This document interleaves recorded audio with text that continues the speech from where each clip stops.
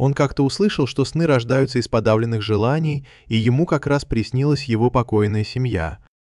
Так о чем же он мечтает? Пока он размышлял, учительница позвала такую в класс. Из слов учительницы мы узнаем, что он часто прогуливал школу. Учительница также выразила соболезнования по поводу недавно умершего отца Такуи. Но он воспринял это как должное, ведь лучше знать, что отец жив, чем думать, что он пропал навсегда. Смерть отца в пещере во время исследований была тем, что Такуи предсказывал.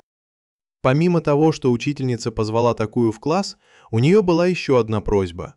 В школу только что перевелась новая ученица, и Такую должен был за ней присматривать. Ему это показалось очень раздражающим и бесполезным. Но учительница сказала, что это красивая девушка, похожая на режиссера Ли Ха. Такую тут же обернулся и согласился. В этот момент по громкой связи объявили, что Такую должен встретиться с кем-то в кабинете исторических исследований, и человек на том конце провода даже назвал Такую сэром. По дороге туда Такуя встретил мальчика по имени Юуки, который все время уговаривал Такую вернуться в команду по кендо. Такуя отказался, потому что занимался этим видом спорта ради своего отца, а теперь, когда его отца не стало, он ушел. Напротив, Юуки вступил во множество клубов, особенно в клуб исторических исследований. В кабинете исследований они встретили Мио. Как только они встретились, Такуя и Мио начали подшучивать друг над другом. Мио понял, что спорить с Такуей бесполезно, и увел Юуки, оставив Такую наедине с человеком, который хотел с ним встретиться. Через некоторое время пришел гость. Им оказалась Аюми, мачеха Такуи. Оказалось, что приглашение было адресовано ей, а не Такуя.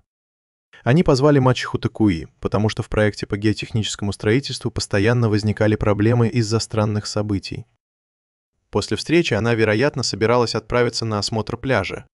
Человек, который позвал мачеху Такуи навстречу, был мистер Русаджи. Он сказал Такуе, что ему не нужно уходить, потому что у него есть что обсудить с ним относительно его отца. Мистер Русаджи много лет работал с отцом Такуи над исследовательским проектом и выразил желание продолжить дело отца.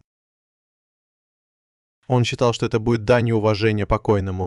Если они согласятся, мачеха Такуи могла бы отправить исследовательские заметки отца Такуи ему домой. Он также спросил, не оставил ли отец Такуи что-нибудь особенное кому-нибудь из них. Оба ответили, что ничего не получали. Когда Такуи спросил, что это было, оказалось, что это артефакт. После встречи Такуя встретил мисс Мицуки. Они были довольно близки и не обращались друг к другу официально. Мы также узнали, что Мицуки раньше была секретарем мистера Русаджи. Но из-за усталости она стала временно преподавать. Она слышала о смерти отца Такуи и думала, что он будет грустить, но он оставался спокойным. Такуя спросил, что бы он делал, если бы грустил. Мицуки прошептала ему на ухо, что она бы его утешила. Сказав это, Мицуки ушла. После школы в тот же день Такую остановила репортер и спросил о проекте, над которым работала его мачеха. Такую сказал, что стройка была рядом с пляжем, и если бы из-за этого пляж исчез, то он больше не смог бы видеть девушек в купальниках, и это было бы очень обидно. Вернувшись домой, он увидел на столе коробку. Такую подумал, что это игрушка для взрослых, и открыл ее. Но, к сожалению, это было что-то очень странное. Затем ему позвонили по странному поводу. Это была Юки, которая вместе с Мио что-то исследовала. Она делала заметки на каменной плите и обнаружила там цветущий цветок. Тем временем Такую рассматривал странный предмет. По телевизору тот же репортер, что и раньше, рассказывал о местных жителях, выступающих против проекта его мачехи. Они даже показали по телевизору отрывок, где Такую говорил, что его мачеха пыталась успокоить людей, но вдруг позади нее сверкнула молния и раздался взрыв. Такую забеспокоился и поспешил найти ее. Кто-то погиб, но, к счастью, его мачеха была в безопасности. Затем пришел мужчина по имени Хидио, прораб, и попросил Такую покинуть запретную зону. Но Такую был довольно упрямым, поэтому мужчина ушел, оставив мать и сына наедине. Такую спросил, не тот ли это бесполезный человек, о котором его мать говорила раньше.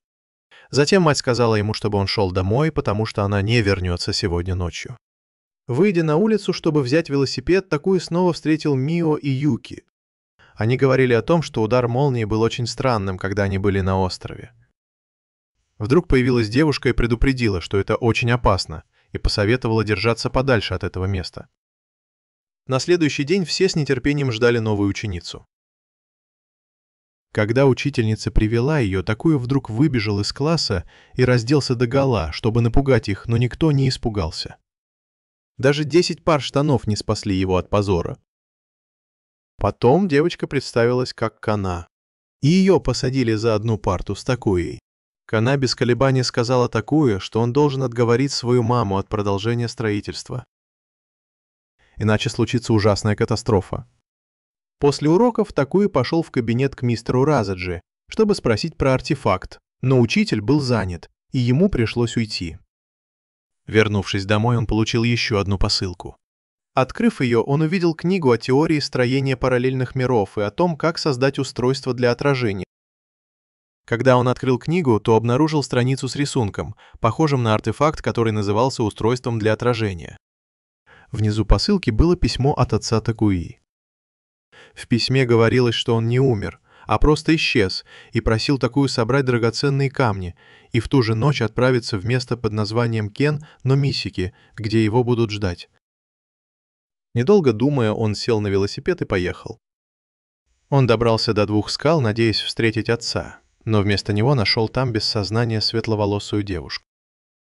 Он проверил, как она, и когда она очнулась, то, казалось, была очень счастлива и поцеловала Такую, прежде чем исчезнуть.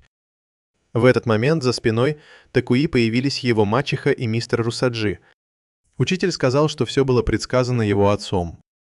Отец оставил это устройство, чтобы Такуя мог путешествовать по космосу, который называется Ньюман. Его отец открыл закон, который управляет миром, а мать была для него источником вдохновения. Учитель подтвердил, что родители Такуи живы в другом мире, и сам Такуя был тому доказательством. Сказав это, учитель достал пистолет и потребовал, чтобы Такуя отдал артефакт. Это явно была не зажигалка. Такуя спросил, может ли артефакт помочь ему увидеть родителей. Учитель подтвердил, что это единственное устройство, которое может показать бесконечную вариативность пространства-времени. Затем он сказал, что Такуя должен покаяться или получить пулю. Внезапно произошло резонансное явление. Землетрясения и молнии стали непрерывными. Учитель догадался, что блондинка, которая была здесь раньше, что-то сделала перед тем, как исчезнуть. Он все еще пытался забрать артефакт, но в этот момент время остановилось. Такуя увидел Кану издалека, а затем его перенесло обратно к 2 скальным образованиям. Думая, что он просто принял наркотики, Такуя вернулся в свою комнату и лег спать. На следующий день Такуя проснулся в 8 часов 34 минуты утра 26 июля 1994 года. Он побежал в школу, чтобы расспросить мистера Рюдзадзи о том, что произошло прошлой ночью. Но учитель сказал, что он и мачеха Такуи были на встречах последние несколько дней. Чувствуя, что что-то не так, Такуя поднялся на крышу школы, чтобы полистать книгу о параллельном мире. Он начал изучать функции артефакта. Во-первых, он мог вернуть время к предыдущему моменту, как в игре, просто сохранив местоположение, чтобы вернуться позже. Во-вторых, все, что он принес с собой, тоже возвращалось вместе с ним. Такуя вспомнил разговор с отцом, в котором они обсуждали, как история влияет на ход времени. Это называется парадоксом дедушки. Можешь посмотреть в Википедии, объяснять долго. Из книги Такуя узнал, что устройство для перемещения во времени позволяет путешествовать по параллельным мирам. Такуя был так увлечен чтением, что не заметил, как Кана за ним наблюдает. Он вздрогнул и быстро вышел. В конце учебного дня учительница Эрика объявила, что летние каникулы начинаются с сегодняшнего дня, и напомнила ученикам, что нужно закончить летние задания. Такуя пошел в кабинет и спросил Мио Юки, приходил ли он туда вчера. Оба ответили, что он приходил и искал мистера Риаджи. Такуя все еще сомневался и позвонил матери, чтобы спросить, о чем они с учителем говорили насчет проекта его отца. Мачеха подтвердила, что они говорили об этом, и она согласилась передать учителю записи отца. Но там было много личных вещей, и она попросила Такую разобрать их, прежде чем отдать мистеру Русаджи. Такую согласился, так как был свободен. Он позвал двух друзей помочь. По дороге домой они обсуждали странные происшествия в городе. Придя к Такуи домой, они втроем начали разбирать вещи в комнате его отца. Такуя нашел запертый шкаф. Мио узнал, что отец Такуи все еще занимался теорией 400-летнего цикла. По его словам, история Японии кардинально менялась каждые 400 лет. Примерно в 1600 году был основан сёгунат Эдо. Примерно в 1200 году был основан сёгунат Камакура. Примерно в 800 году столица была перенесена в Киото, а примерно в 400 году императорский двор объединил Японию. Во всех этих случаях причиной проблем были иностранцы. Отец Такуи считал, что все японские традиции были привнесены иностранцами, и его за это сильно критиковали. Вскоре после этого они закончили уборку. Было еще рано, и Мио предложила двум другим подняться на треугольную гору. Они пошли к двум скальным образованиям и неожиданно встретили Кану, которая тоже была там. Оказалось, что это она положила туда цветы. Мио спросила, зачем она это сделала, но Кана промолчала и ушла. Мио продолжила делать записи на камнях. Этим двум камням было уже 8 лет. Можно сказать, что надписи на камнях были даже старше, чем 4 великие древние цивилизации. Вернувшись с горы, Такуи узнал, что менеджер стройки Хидио допрашивал рабочих о недавнем ударе молнии, в результате которого погиб человек. Мужчина не осмелился признаться, что это был его собственный приказ, и вместо этого обвинил мачеху Такуи. Такуи также узнал, что этот человек действовал без разрешения своей матери. Он даже сказал группе Такуи прекратить ходить на треугольную гору, потому что они собирались разрушить скальные образования. Мио возразила, сказав, что эти камни являются культурным наследием города, но он ответил, что мэр уже дал разрешение, поэтому они не имеют права вмешиваться. И если они хотят, то могут подать в суд. Но парень связался не с теми людьми, потому что девушка, которая стояла перед ним, была дочерью мэра города. Услышав это, трус тут же отступил и убежал, чтобы не попасть в неприятности. В тот вечер, когда Такуи вернулся домой, он нашел записку от матери, в которой говорилось, что ее не будет дома. Поэтому он поужинал лапшой быстрого приготовления. Лежа на диване и смотря телевизор, он все еще думал о том, что произошло накануне. Затем он отправился в исследовательский институт, чтобы найти свою мать. Охранник сказал, что она только что ушла в компанию, которая сдает в аренду научное оборудование. Такуя последовал за ней на склад, где двое мужчин угрожали его матери, требуя отдать документы компании. Такуя успел зайти в здание до того, как его остановили на пропускном пункте. Затем он пошел внутрь, чтобы защитить свою мать. Но ни один старшеклассник никогда не побеждал двух бандитов. Поэтому его мачеха отдала документы, чтобы Такуя остался в безопасности. Однако двое мужчин попытались напасть на мать Такуи. Такуя бросился в бой, но одного удара хватило, чтобы сбить его с ног. Не сдаваясь, Такуя использовал артефакт, чтобы вернуться в сохраненную точку. На этот раз он взял с собой палку, но в итоге снова получил удар от обоих мужчин. Он продолжал возвращаться в сохраненную точку и приносить с собой артефакт, но это было бесполезно. Когда он уже собирался снова сохраниться, внезапно появился трусливый Хидио, как будто все было спланировано. Удивительно, но он просто махал руками и ногами, и это отпугнуло двух бандитов. Затем он помог матери Такуи отвезти его домой, чтобы обработать раны. Затем он предложил свою помощь, если она ей понадобится, и ушел. После этого мать и сын сели поговорить. Она очень переживала, что Такуи постоянно подвергает себя опасности. Но в то же время она была очень рада, что он повзрослел.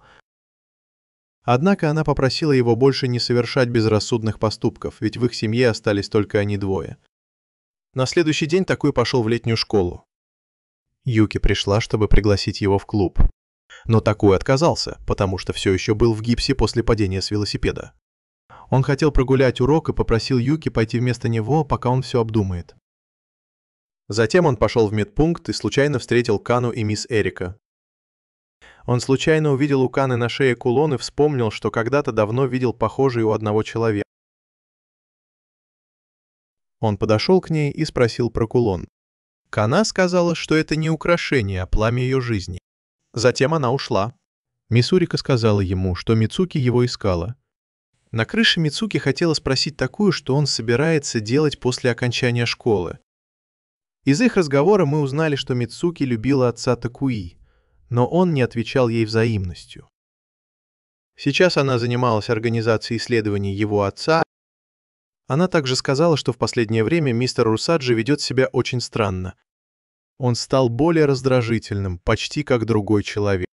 Он полностью погрузился в исследования, как будто был одержим ими. Такое сказал, что будет присматривать за учителем, и если что-то случится, он ей расскажет. После этого ему позвонила мачеха. Она забыла дома какие-то важные документы и попросила Такую принести их ей. Когда Такуя подошел к воротам исследовательского института, там уже собралась толпа протестующих. Охранник провел Такую внутрь. По дороге он встретил того парня, Видео или Хидео, или как там его. Такуя не стал запоминать имена таких трусов, которые предложили ему передать документы, но Такуя отказался. Он сам отнес документы своей матери, которая была рада, но у нее не было времени, потому что она спешила на пресс-конференцию. Тем временем тот парень, Видео, тайно украл документы. На пресс-конференции Такуя встретил ту самую журналистку. Она тоже знала, что он сын известного врача, потому что они были очень похожи. В этот момент мать Такуи представила отчеты о несчастных случаях, связанных с молниями, и предложила решение с помощью специальных костюмов. Однако многие семьи пострадавших утверждали, что костюмы неэффективны, и постоянно возражали. Пресс-конференция закончилась хаосом. Мать Такуи, еще не оправившись, должна была пойти на другое телеинтервью. Поздно вечером она пришла домой пьяная. Такуя помог ей дойти до дома и принес воды. Она призналась, что устала от всего, и обняла Такую, словно хотела сбросить с себя напряжение. На следующий день тот парень Видео позвонил матери Такуи и сказал, что хочет обсудить что-то важное. Такуя ответил и просто попросил его подождать. Тем временем отец Мио решил отправить ее учиться в США, чтобы избежать недавних скандалов, и она очень расстроилась. Настолько, что когда Такуя дразнил ее по дороге в школу, она даже не отвечала. За ними следила подозрительная фигура. В школе Такуя снова встретил репортера, которая только что брала интервью у господина Рюдзодзи, и у нее было что обсудить с Такуей. Она хотела узнать больше о работе его мачехи, потому что в настоящее время она расследует проект по геотехнике и сговор между геотехникой и мэром. Она спросила, знает ли Мио, дочь мэра, что-нибудь об этом. Такуя не собирался выдавать свою подругу. Но репортер сказала, что не нужно никого предавать, ведь виноват был мэр, и Такуя хотел, чтобы его подруга была на правильном пути. Затем она дала ему свою визитку, сказав, что он может позвонить ей в любое время, и представилась как Каори. После нескольких дней прогулов Такуя вернулся в летнюю школу. Взглянув на визитку Каори, он заметил предупреждение на обороте. «Будь осторожен с этим видео с трусом». Чувствуя тревогу, Такуя поспешил домой, но его остановила Эрика. Зная, что ему не сбежать, он решил остаться дома. Чуть позже по системе оповещения прозвучало объявление. Такое позвонили. Это был менеджер его матери. Они сказали, что она не пришла в институт. Когда Такуя спросил, что случилось, они ничего не сказали, только то, что ее проект может быть связан с незаконной деятельностью. Такуя забеспокоился, поспешил домой и увидел, как тот парень лапает его мать. В ярости Такуя набросился на того же парня, который когда-то справился с двумя бандитами, и начал его избивать. Но его мать остановила его и даже дала ему пощечину. Увидев, что мать так беспокоится об этом подонке, Такуя разозлился и выбежал из дома, сказав, что они могут делать все, что захотят. Затем он договорился о встрече с Каори и спросил ее об этом видео с парнем. Очевидно, что-то произошло. Каори отвела Такую в отель для более приватного разговора. По странному совпадению, в соседней комнате Кана встречалась с подозрительным человеком, который следил за Такуей и Мио тем утром. Каори рассказала, что вчера из геотека были украдены конфиденциальные данные, и мать Такуи вот-вот должна была быть уволена и привлечена к ответственности за это. Некоторые считали, что она продала эти данные. Каори также знала, что геотек звонил Такуе. Она считала, что его мать подставили, поэтому ей нужно было проникнуть в геотек, чтобы доказать ее невиновность. Когда такой спросил, что ему нужно сделать, она сказала, что ей нужна только зеленая пропускная карта его матери. Ему просто нужно было заменить настоящую карту на поддельную. И этого будет достаточно. Верил он ей или нет, было его личным делом. Но информация скоро станет публичной, и это будет очень плохо для его матери. Собрав все воедино, Такуя понял, кто подставил его мать. Он поспешил домой, но было уже слишком поздно. В доме царил хаос, а его мать уже перерезала себе вены и умерла в ванной. Такуя быстро попытался остановить кровотечение, но было уже слишком поздно. Глядя на холодное тело матери, Такуя принял решение. Впервые в жизни он был благодарен отцу. Затем Такуя вернулся на контрольно-пропускной пункт. Такуя бросился домой и ударил того парня, а потом выгнал его из дома. Парень пригрозил, что Такую посадят в тюрьму, и убежал. Думая, что все наконец закончилось, Такуя вернулся в дом, чтобы найти свою мать, но обнаружил, что она улетела без крыльев. Такуя не мог понять, почему, и поэтому снова вернулся на контрольно-пропускной пункт. На этот раз Такуя оттащил свою мать от видео с тем грязным мужиком и рассказал ей все о планах этого подонка, о том, как он это сделал, чтобы заполучить ее тело. Но у Такуи не было доказательств. Его мачеха сказала, что он не понимает, что у нее были свои причины для всего, что она делала. И даже если бы она объяснила, он бы все равно не понял. В отчаянии она выскочила на дорогу и попала под грузовик. Не желая принимать эту реальность, Такуя продолжал возвращаться в прошлое, чтобы спасти свою мать любой ценой. Но сколько бы раз он ни возвращался, каким бы способом ни пытался это сделать, результат всегда был один – его мачеха умирала. Снова и снова видя ее смерть, Такуя чувствовал себя беспомощным. Он обратился к книге о параллельных мирах за ответами. Там была теория под названием «Радиус событий Шварца». Объяснение было очень длинным. Но если вы смотрели сериал «Локи», то там есть понятие, называемое каноническим событием. Каноническое событие — это событие, которое должно произойти в официальной временной линии и не может быть изменено, независимо от того, сколько вмешательств или корректировок происходит. Это важные события, без которых вся история или Вселенная не будут иметь смысла или не смогут продолжаться. Короче говоря, смерть матери Такуи была неизбежна. Когда он прочитал эту теорию в книге, его охватила ярость. Он не мог принять эту реальность. Затем он взял ее зеленую карту доступа, вернулся на контрольно-пропускной пункт и встретился с Киори. Не дав ей сказать ни слова, он сразу же отдал ей зеленую карту. В отеле он согласился обменять карту при условии, что она расскажет ему о том парне по имени Хидио или как там его, чтобы узнать, что он задумал и почему его мать хотела покончить с собой. Каори рассказала такое кое-что, что его по-настоящему шокировало. Получив эту информацию, Такуя вернулся на контрольно-пропускной пункт, пошел домой и решил разобраться с этим подонком.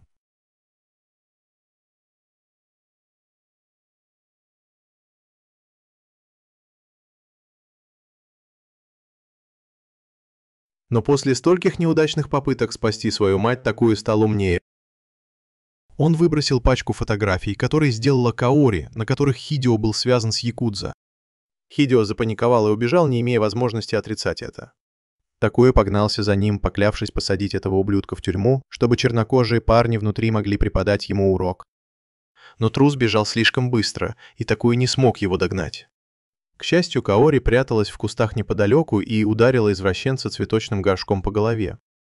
Такуя рассказал Каори все, что сделал этот подонок, и оставил его на ее попечение. А сам побежал домой, чтобы посмотреть, не собирается ли его мать снова летать. К счастью, на этот раз она не летала, а собиралась поплавать в ванной. Такуя вбежал и остановил ее. Он бросился вперед, чтобы помешать ей, но она все равно настаивала на том, что хочет покончить с собой. Такуя дал ей пощечину, чтобы привести в чувство. Он пытался убедить ее, что даже если он не понимает ее страданий, он постарается помочь, и она не должна делать глупостей. Она была единственным родным человеком, который у него остался. Во время ссоры мачеха иногда называла себя по имени, вместо того, чтобы обращаться к себе как к матери. Когда она успокоилась, Такуя пообещал помочь ей доказать ее невиновность, сколько бы временных линий ему не пришлось для этого пройти. Он спас бы ее в любой вселенной. На следующий день Такуя проводил мать на работу, а сам отправился в летнюю школу. Там Эрика вывалила на него целую гору домашних заданий, которые накопились из-за его постоянных прогулов. Если он их не сделает, то может попрощаться с этим летом. Вдруг отец позвал Такую, чтобы познакомить его с кем-то. Обрадованный, он оставил домашнее задание Юки и ушел. На этот раз его ждала Каори. Что касается ситуации с видео, она использовала свои связи, чтобы его выгнали из геотека. Ее люди переведут его в другое место и уволят через несколько дней.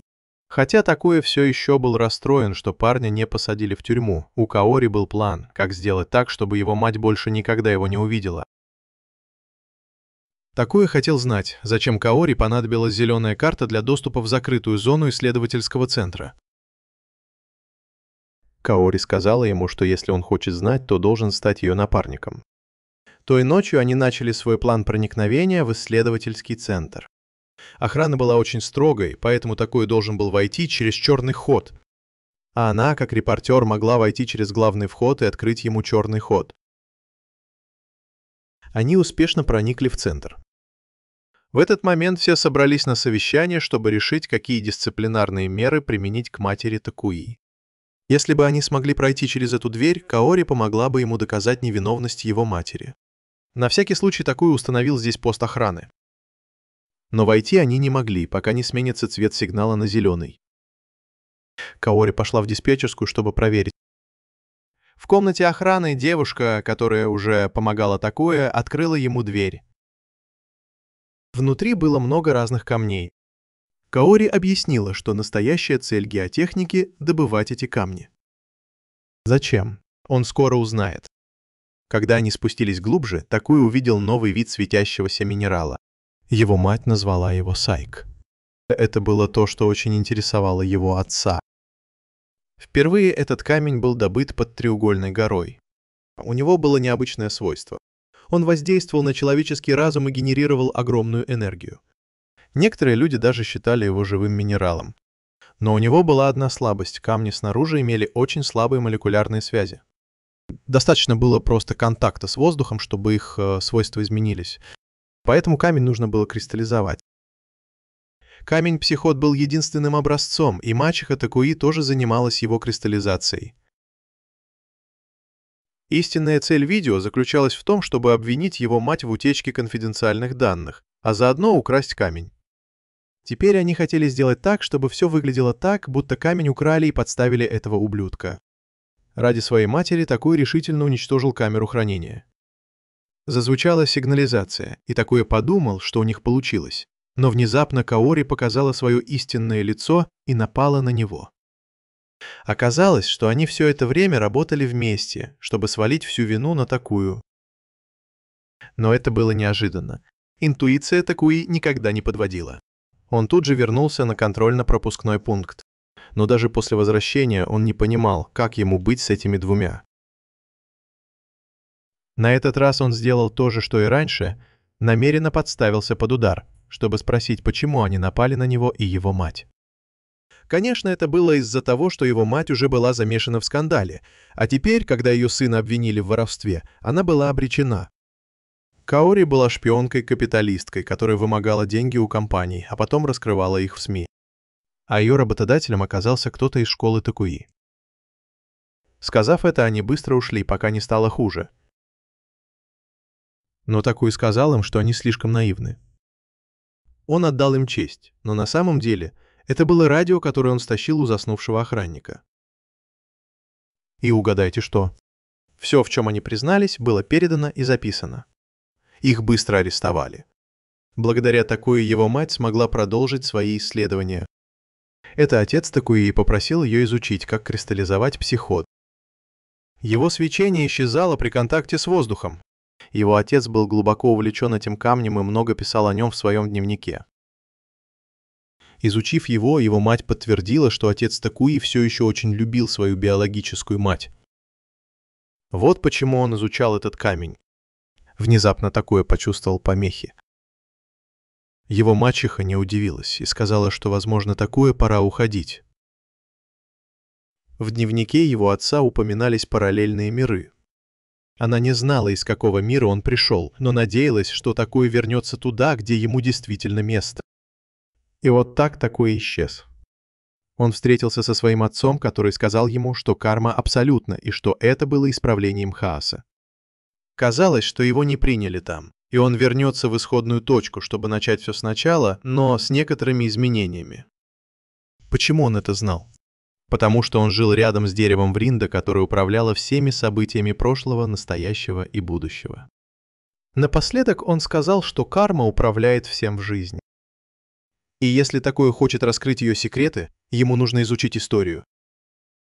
Время вернулось к тому моменту, когда мистер Рюзаджи направил на такую пистолет и перенес его в другое место. Он вернулся домой и проспал всю ночь. Он проснулся в 8 часов 39 минут утра 26 июля 1994 года с опозданием на 5 минут. Начались летние каникулы. Такое пошел в школу, где мистер Рюзаджи все еще говорил о ночной встрече. Такое зашел в медпункт, чтобы найти мисс Эрика. Но там была только Кана. Конечно, ожерелье, которое было на Кане, выглядело очень знакомым. После этого Кана ушла первой. Пока такое ждал мисс Эрика, он нашел ее одежду. Как только он взял ее в руки, чтобы рассмотреть, вошла Мио и сразу же назвала его извращенцем. Такой отдал одежду Эрика Мио и ушел. На этот раз он встретил Мицуки, которая отвела его на крышу, и снова заговорила о том, как мистер Ру изменился. Раньше он не любил курить, а теперь стал заядлым курильщиком. Даже мать учителя сказала, что ее сын изменился. Такое также упомянул, что учитель встречался с какими-то посторонними людьми, репортером Кайри и детективом, которого он нанял. Такой вспомнил, что в разговоре между его матерью и учителем учитель упомянул проклятие третьей жертвы. Такое сказал, что позже зайдет к учителю домой, чтобы отдать ему какие-то документы, и что он осмотрит дом, чтобы проверить, нет ли чего подозрительного, и потом доложит Мицуки. После этого Такуя и Юуки сделали домашнее задание. Закончив, они собрались идти к учителю домой. Мио тоже хотела пойти с ними. Такуя пригласил Кану, но она отказалась, потому что почувствовала, что от мистера Руо пахнет чем-то нечеловеческим. По дороге туда они поняли, что за ними следят. Когда они пришли к учителю, их встретила пожилая женщина. Юуки почувствовал зловещую атмосферу.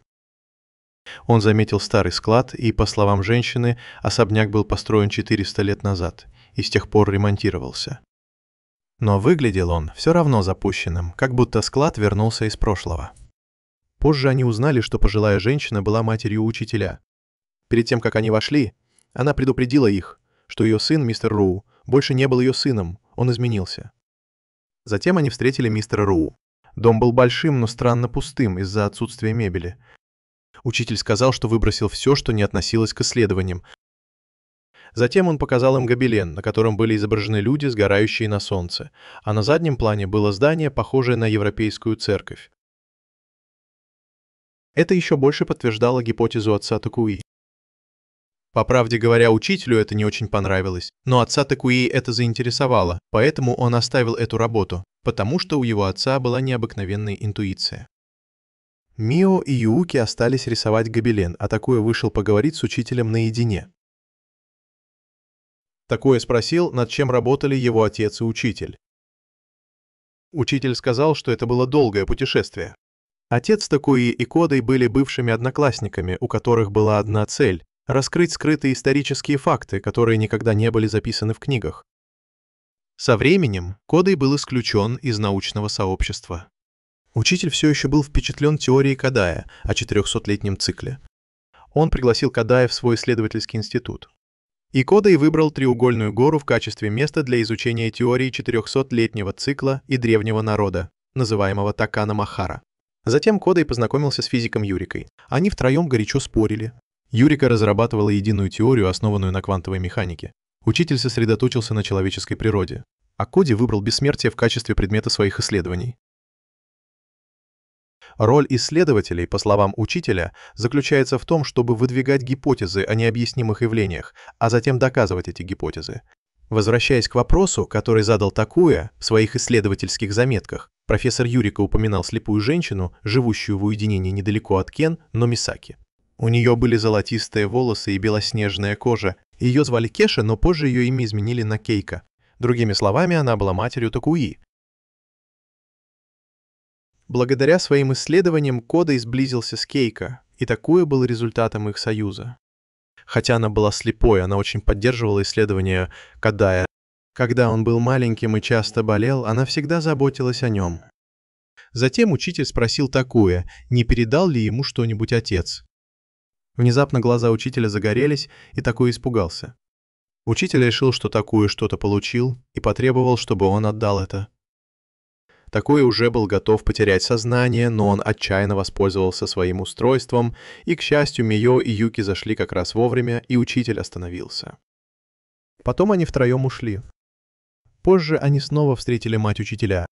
Она сказала, что воробьи и ласточки никогда не поймут мысли гусей и лебедей. Она попросила их троих подумать над этим высказыванием.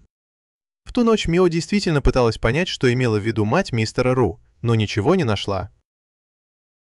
Она вздохнула и вспомнила, как застала Такуя и Мицуки за занятием любовью. Вдруг со стола упала книга, и, к ее удивлению, Мио обнаружила, что случай с ударом молнии в Кеннамасике очень похож на церковь, изображенную на гобелене в доме учителя. Она хотела рассказать об этом Такуя. Но на следующий день отец сообщил ей, что она будет учиться за границей, чтобы избежать недавних скандалов, и что она уедет на следующей неделе.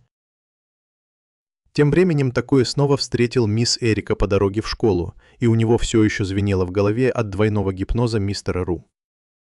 Такуя хотел прогулять школу в тот день, но мисс Эрика пообещала, что поможет ему расслабиться, если он придет. И, решив, что это слишком хорошее предложение, чтобы отказаться, Такуя потащил ее в медпункт. К сожалению, там не было услуг массажа, только какие-то инструменты, которые она нашла в кладовке. Такуя спросил ее, знает ли она что-нибудь о нербе или альхабе. Она сказала, что нерб — это разновидность гипноза, но в отличие от обычного гипноза, Такуя оставался в сознании и понимал, что происходит. Позже Коно пришла в лазарет отдохнуть.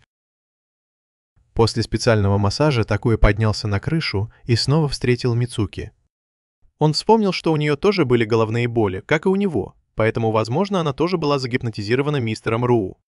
Он спросил, все ли с ней в порядке, и она ответила, что да. Из их разговора мы узнаем, что Такуя переспал с Мицуки, и когда об этом узнали, Мио начала его ненавидеть.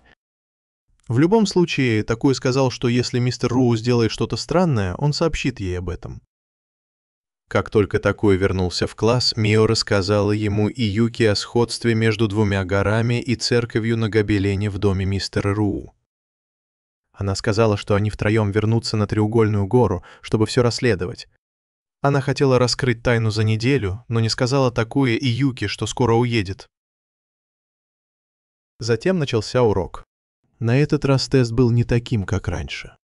Эрика сказала, что они должны правильно ответить на все вопросы, чтобы уйти. Если они ответят неправильно, им придется делать это снова и снова, пока они не ответят правильно. Очевидно, это было направлено на того, кто всегда прогуливал уроки, как Такуя. Но, к его удивлению, он справился с тестом с первого раза, но не потому, что был умным, а потому, что использовал артефакт, чтобы вернуться к контрольной точке. Такуя и Мио закончили тест и ушли первыми, а Юки пришлось остаться, чтобы закончить тест. Они пошли к Мио домой, чтобы собрать информацию.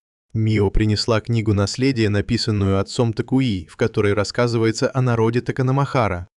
Однако в книге не упоминалось конкретное местонахождение племени.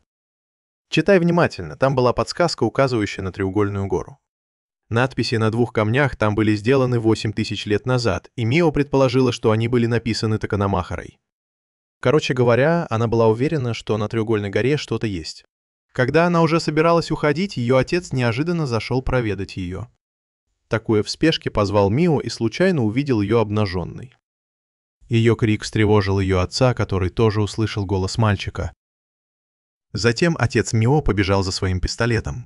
Внутри она крикнула Такуя, чтобы он бежал, пока ее отец не дал ему бутерброд со свинцом. В этот момент ее отец уже зарядил пистолет, но, к счастью, раздался звонок в дверь, заставивший его спуститься вниз. Такуя воспользовался шансом сбежать. Посетительницей была Юки. Как только он открыл дверь, отец Мио приставил пистолет к его голове, чтобы прогнать его. После этого Такуя и Мио поднялись на Треугольную гору и нашли два камня. Она поверила, что если гора действительно была церковью на гобелене, то где-то там должен быть вход, поэтому они разделились и отправились на поиски. Позже Мио нашла участок, который выглядел иначе, чем остальные, и как только она попыталась копнуть глубже, то упала и вывихнула лодыжку. Такой сказал ей, чтобы она не переусердствовала, и отнес ее обратно. Он отвез Мио в школьный лазарет для оказания первой медицинской помощи, а затем она сказала ему, что ее отец замешан в коррупционном скандале, связанном со строительным проектом Geotechnics, и что она покидает Сакамачи. В самый разгар их разговора вошла Мицуки, и началась драма с любовным треугольником. Мицуки и Мио начали спорить. Мицуки даже знала, что Мио влюблена в Такуи. Чем больше Мио это отрицала, тем сильнее это было заметно по ее лицу. Когда Мицуки остановила эту драму, она попросила Такуи проводить Мио домой, и по совпадению их разговор услышала Юки. На следующий день, когда Такуи шел по улице, Мио внезапно назвала его ужасным человеком. Он не понимал, что произошло, и пошел туда, где собралась толпа, и обнаружил петицию, обвиняющую отца Мио, мэра, в коррупции. Такуи быстро разогнал толпу и прочитал письмо с обвинениями, но люди утверждали, что он нарушает свободу слова. Однако свобода слова распространяется только на тех, кто готов нести ответственность за свои слова. Анонимные публикации ничем не лучше трусости. Такуи снова разогнал толпу. Тем временем отца Мио окружили репортеры, а саму Мио обсуждали в школе. Она пошла в исследовательскую лабораторию и снова встретила Юки.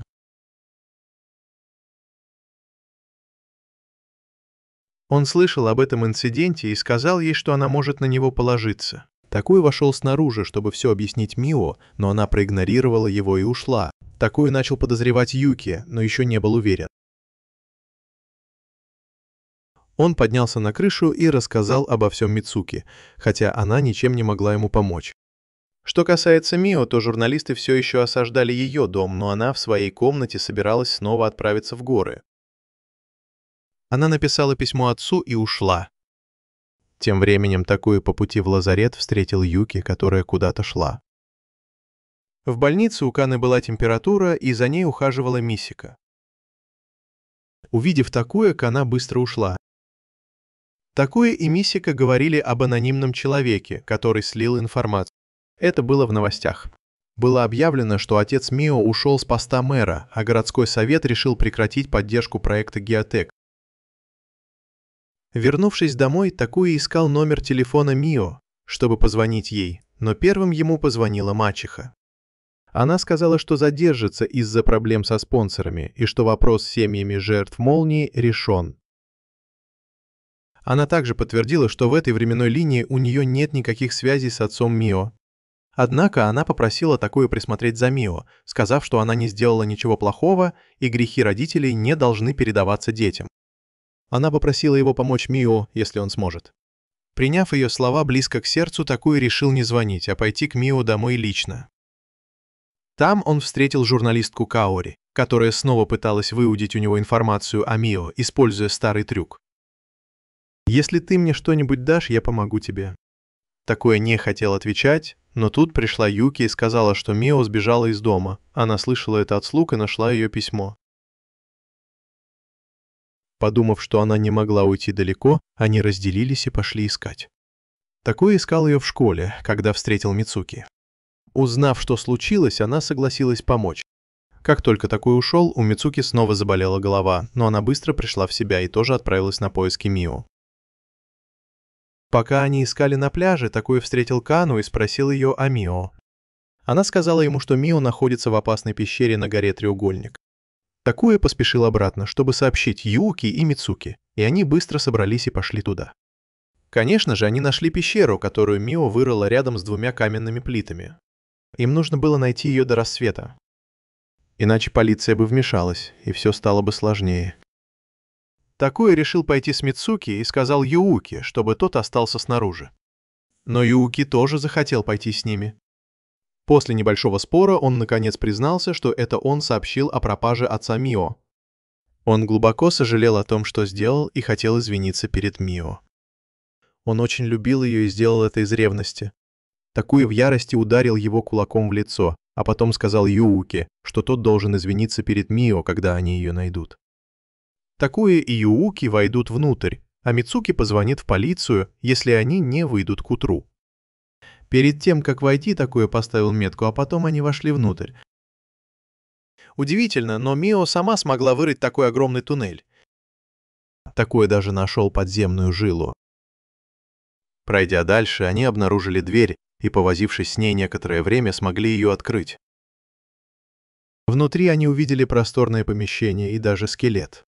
Осмотревшись, Юки понял, что все это ему знакомо. Это была подземная база демона-бога Джелги, могущественного лидера злой организации, который когда-то порабощал невинных людей и заставлял их работать. Звучало это нелепо, но они не могли исключить такую возможность. В помещении были кости и кирки, что указывало на то, что когда-то здесь была тюрьма и шахта. Оставшиеся рисунки на одежде тоже были очень древними.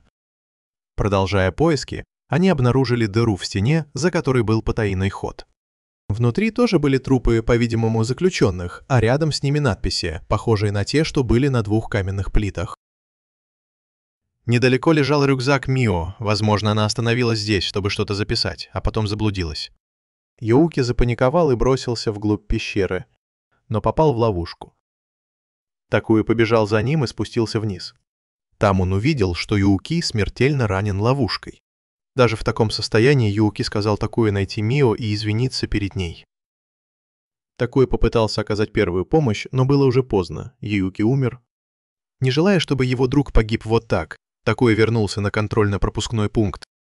На этот раз он оставил Юки снаружи, потому что такой бесполезный человек только мешал бы. Затем они с Мицуки вошли внутрь. На этот раз Такуя привел ее туда, где лежал рюкзак Мио. Как только он поднял его, земля задрожала, и они оба упали в яму. К счастью, никто из них не пострадал. Осветив все фонариками, они нашли еще один скелет, который выглядел более свежим, чем остальные. Рядом с ним лежал дневник, который, как ни странно, принадлежал доктору Юрике, которая когда-то проводила исследования вместе с отцом Такуи. В нем были непонятные записи о страхе и видениях, которые давили на Юрику. Ключ к разгадке величайшей тайны в истории находился в Треугольной горе. Эти руины существовали тысячелетиями. Юрика пожалела, что не взяла с собой всю команду. Эти руины не были похожи ни на одну известную цивилизацию в истории. Она считала, что это результат пересечения двух измерений за пределами реальности.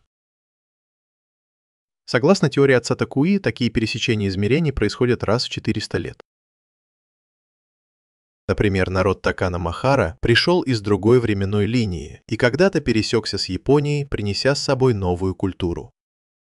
Юрика изучала электромагнитные поля и гравитацию в городе Сакамачи и пришла к выводу, что такое пересечение действительно произошло в прошлом. Она еще не выяснила причину, но погибла, так и не найдя ответа. Она работала на пределе возможностей, но ее страсть к познанию не угасала. Это напомнило ей об одном моменте, когда отец Такуи дал ей что-то, и она держала это в руках, а потом назвала это отражающим устройством. Внезапно фонарик погас, и Мицуки начала странно себя вести, узнав, что у Такуи есть этот артефакт. Как будто под гипнозом, она достала пистолет профессора Рю и потребовала, чтобы Такуя отдал его. Мицуки пыталась взять себя в руки, но не смогла. Такуя убежал, а потом пошел к отцу. Он забежал вглубь пещеры и нашел древний гроб. Он рискнул и спрятался внутри, но Мицуки приближалась, и это было не лучшей идеей. Внезапно гроб обрушился, и Такуя упал в светящееся подземное озеро. К счастью, Мио вовремя вытащила его. Такуя обрадовался, что она в безопасности. Он был поражен светящимся озером, но Мио сказала, что светится не вода, а камни под ней. Такуя предположил, что это может быть психот. Они вдвоем начали искать выход. Мио тоже читала дневник доктора Эврики. Если ее теория о множественных временных линиях верна, это объясняет, почему здесь нет упоминаний о местных цивилизациях в исторических записях Японии. Произошел еще один толчок, и большой камень упал. Мио быстро увернулась, но упала в воду и промокла насквозь. Потом они развели костер. Такуя хотел, чтобы Мио отдохнула, пока он ищет выход. Но она попросила его остаться с ней, она не хотела быть одна. Они поговорили обо всем, что случилось. Такуя признался, что это он сообщил ее отце. Но Мио уже знала, что это был Юуки. Теперь не было смысла его винить. Затем Мио попросила Такую поцеловать ее, потому что хотела, чтобы это было ее самым прекрасным воспоминанием перед смертью. Такуя поцеловал ее в лоб и пообещал, что они выберутся вместе. Он накормил ее и дал ей отдохнуть. Сидя рядом с ней, он думал, не стоит ли ему повернуть время вспять. Но он не знал дороги и не был уверен, что найдет Мио. Такуя решил немного отдохнуть, прежде чем решить, что делать дальше. В этот момент кто-то позвал его по имени. Он открыл глаза и увидел свою мать, которая сказала ему, что он должен помочь тому, кого любит, прежде чем она исчезнет. Проснувшись после того, как ему приснилась мать, Такуя разбудил меня и рассказал об этом. Затем они вдвоем отправились к водопаду, где его мать стояла посреди озера. Когда он посветил фонариком, что-то внутри блеснуло и отразило свет. Такуя вошел внутрь и обнаружил там драгоценный камень. Тогда он решил рассказать Мио правду. Если она читала дневник доктора Юрики, то знала бы о зеркальном устройстве, и Такуя показал ей, что оно у него с собой. Мио была удивлена и расстроена, потому что если бы Такуя воспользовался этим, чтобы вернуться на контрольно-пропускной пункт, их поцелуй никогда бы не случился. Такуя успокоил ее и пообещал, что выведет ее оттуда, потому что за водопадом была тропинка. Снаружи Юки все еще беспокоился за всех. Он уже собирался вызвать полицию, когда появилась Кана. Услышав рассказ Юки, Кана была разочарована тем, что никто не прислушался к ее предупреждениям. Если бы они вдвоем добрались до этого места, это означало бы верную смерть. Тем временем Такуя и Мио продолжали идти по тропинке. Они услышали звук и пошли на него в разрушенную комнату. На полу лежала книга, но как только они ее подняли, она рассыпалась. Возможно, этому месту действительно было 8 лет. Такуя на всякий случай взял меч, который лежал рядом. Они пошли на звук, который теперь явно исходил от какого-то механизма. Они обнаружили каменную дверь, которую Такуя открыл мечом.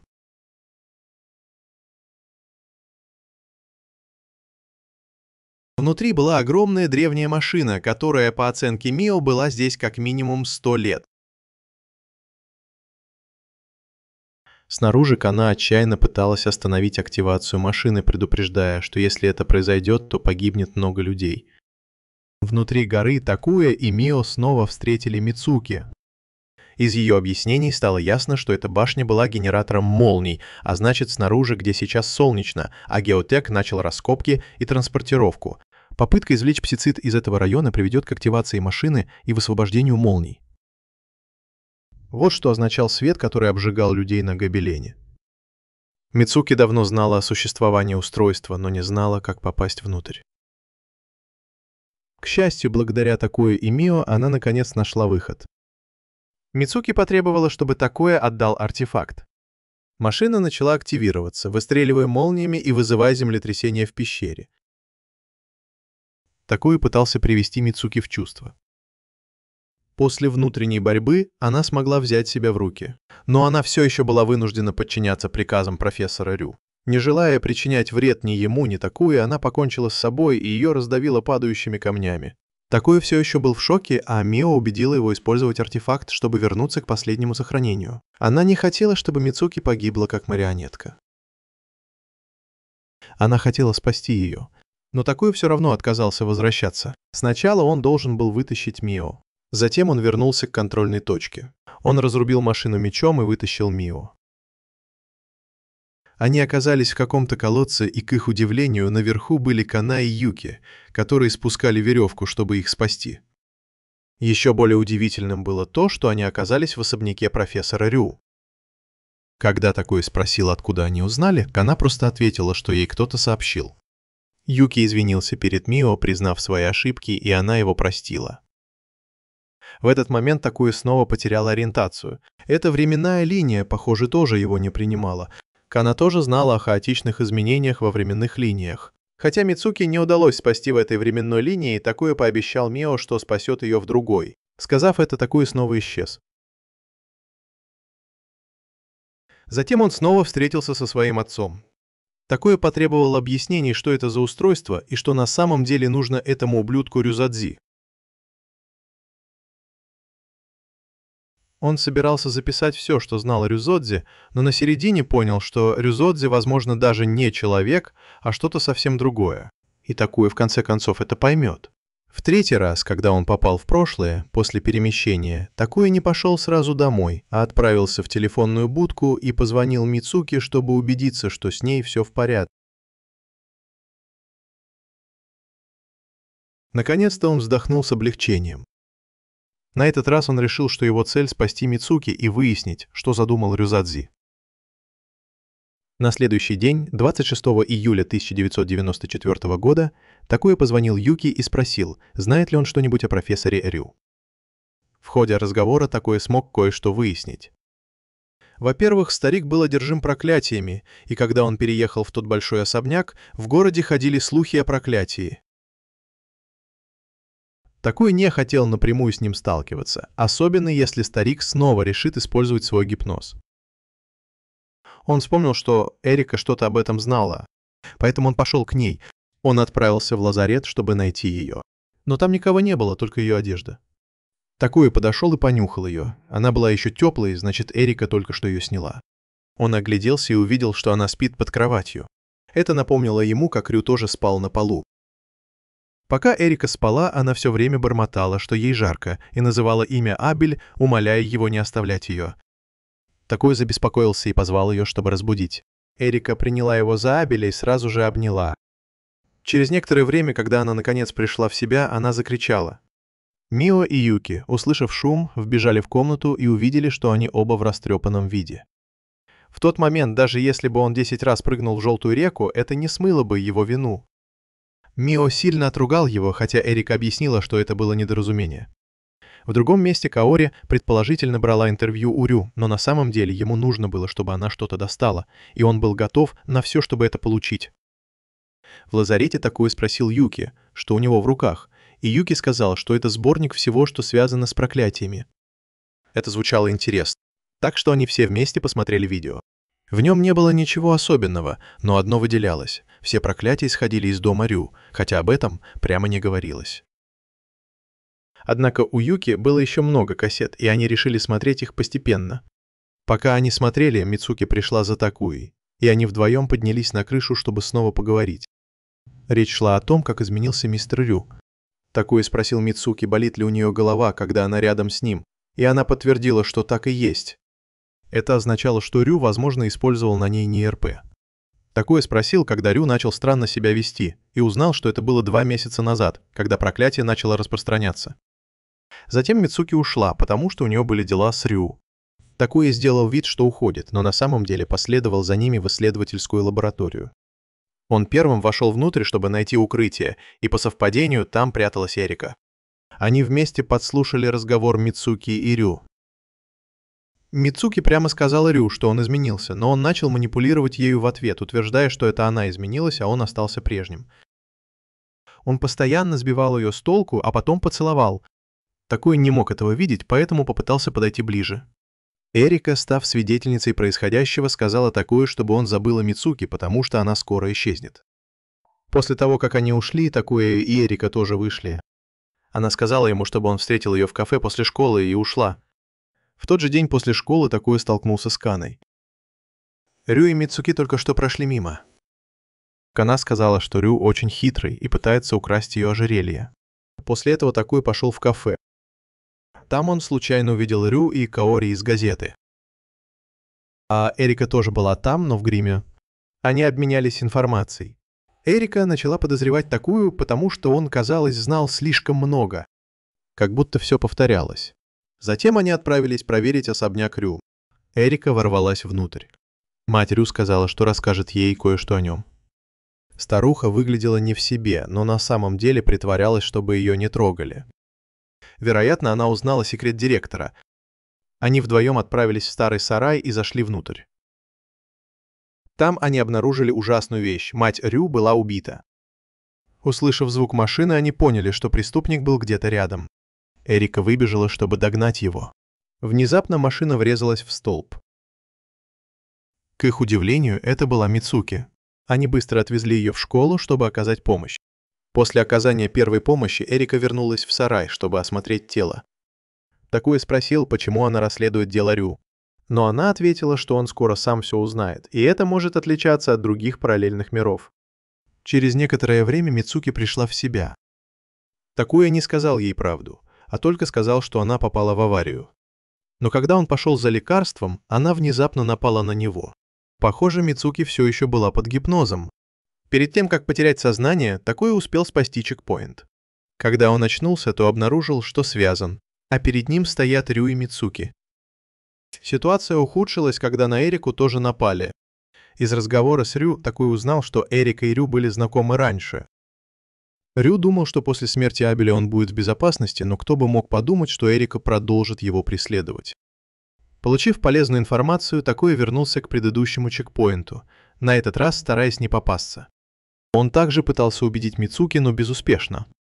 К счастью, Эрика услышала шум и вернулась, усмирив Мицуки и вырубив ее. Такуя больше не скрывал правду и рассказал, что он из другой временной линии. Эрика ответила, что это подтверждает, что они на правильном пути. Затем она отвела Такую обратно в старый сарай и велела ему сломать стену. Когда он ее сломал, внутри оказались человеческие кости. Такуя все еще не знал, чьи они. Эрика сказала ему вспомнить. В оригинальной временной линии в городе произошло странное серийное убийство. Эрика добавила, что сцена с монстром во время скандала с проклятием — это тело Абеля, в котором находилась душа директора Русадзи. В настоящее время телом Русаджи управляет что-то другое. Для межпространственных вечных преступников это были сущности чистой концепции, способные перемещаться между разными измерениями и вмешиваться в события. Такой достаточно натерпелся, чтобы поверить в это. Целью Эрика было выследить Рю и поймать его. Такой спросил, кто она на самом деле. Она рассказала ему, что в будущем будет человек по имени Абель, ученый, который каждый день проводил исследования вместе со своим ассистентом. Они обнаружили дерево Вринда, схему, показывающую, что все возможные события могут быть вызваны одной причиной. Узлы на схеме разветвлялись, как дерево по определенным правилам. Результат одного события становился причиной другого, что приводило к новому результату, и таким образом формировались параллельные миры. Абель провел эксперимент, он хотел найти источник всех событий.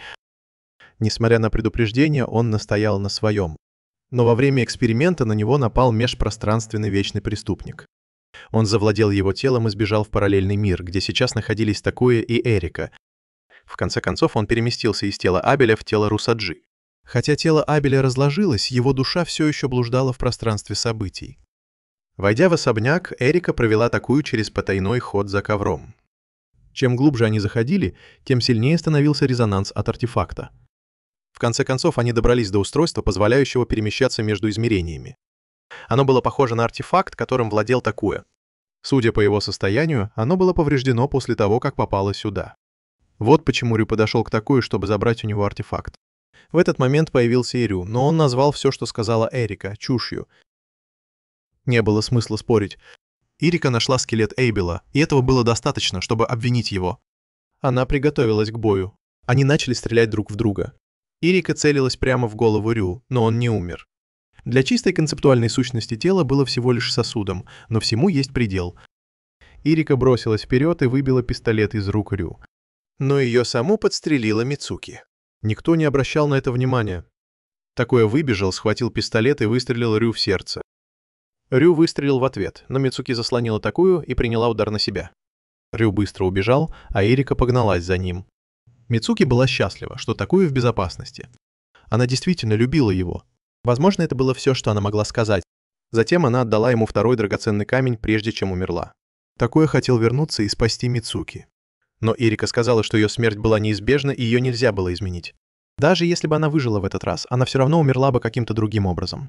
Теперь, когда они узнали истинную цель Рю, эта временная линия отвергала Такую. Единственное, о чем он сожалел, это то, что не смог спасти Мицуки. Эрика сказала, что она принудительно стабилизирует причинно-следственную связь и устранит хаос. В качестве меры предосторожности она сотрет из памяти Такуи воспоминания о ней и Рю, потому что если Рю узнает, кто он такой, он будет преследовать его во всех мирах. Такуя снова встретился со своим отцом. Причинно-следственная связь направляла все. Теперь его будет вести Кана, и когда будут собраны все 8 драгоценных камней, откроется новый путь. Его отец будет ждать его там.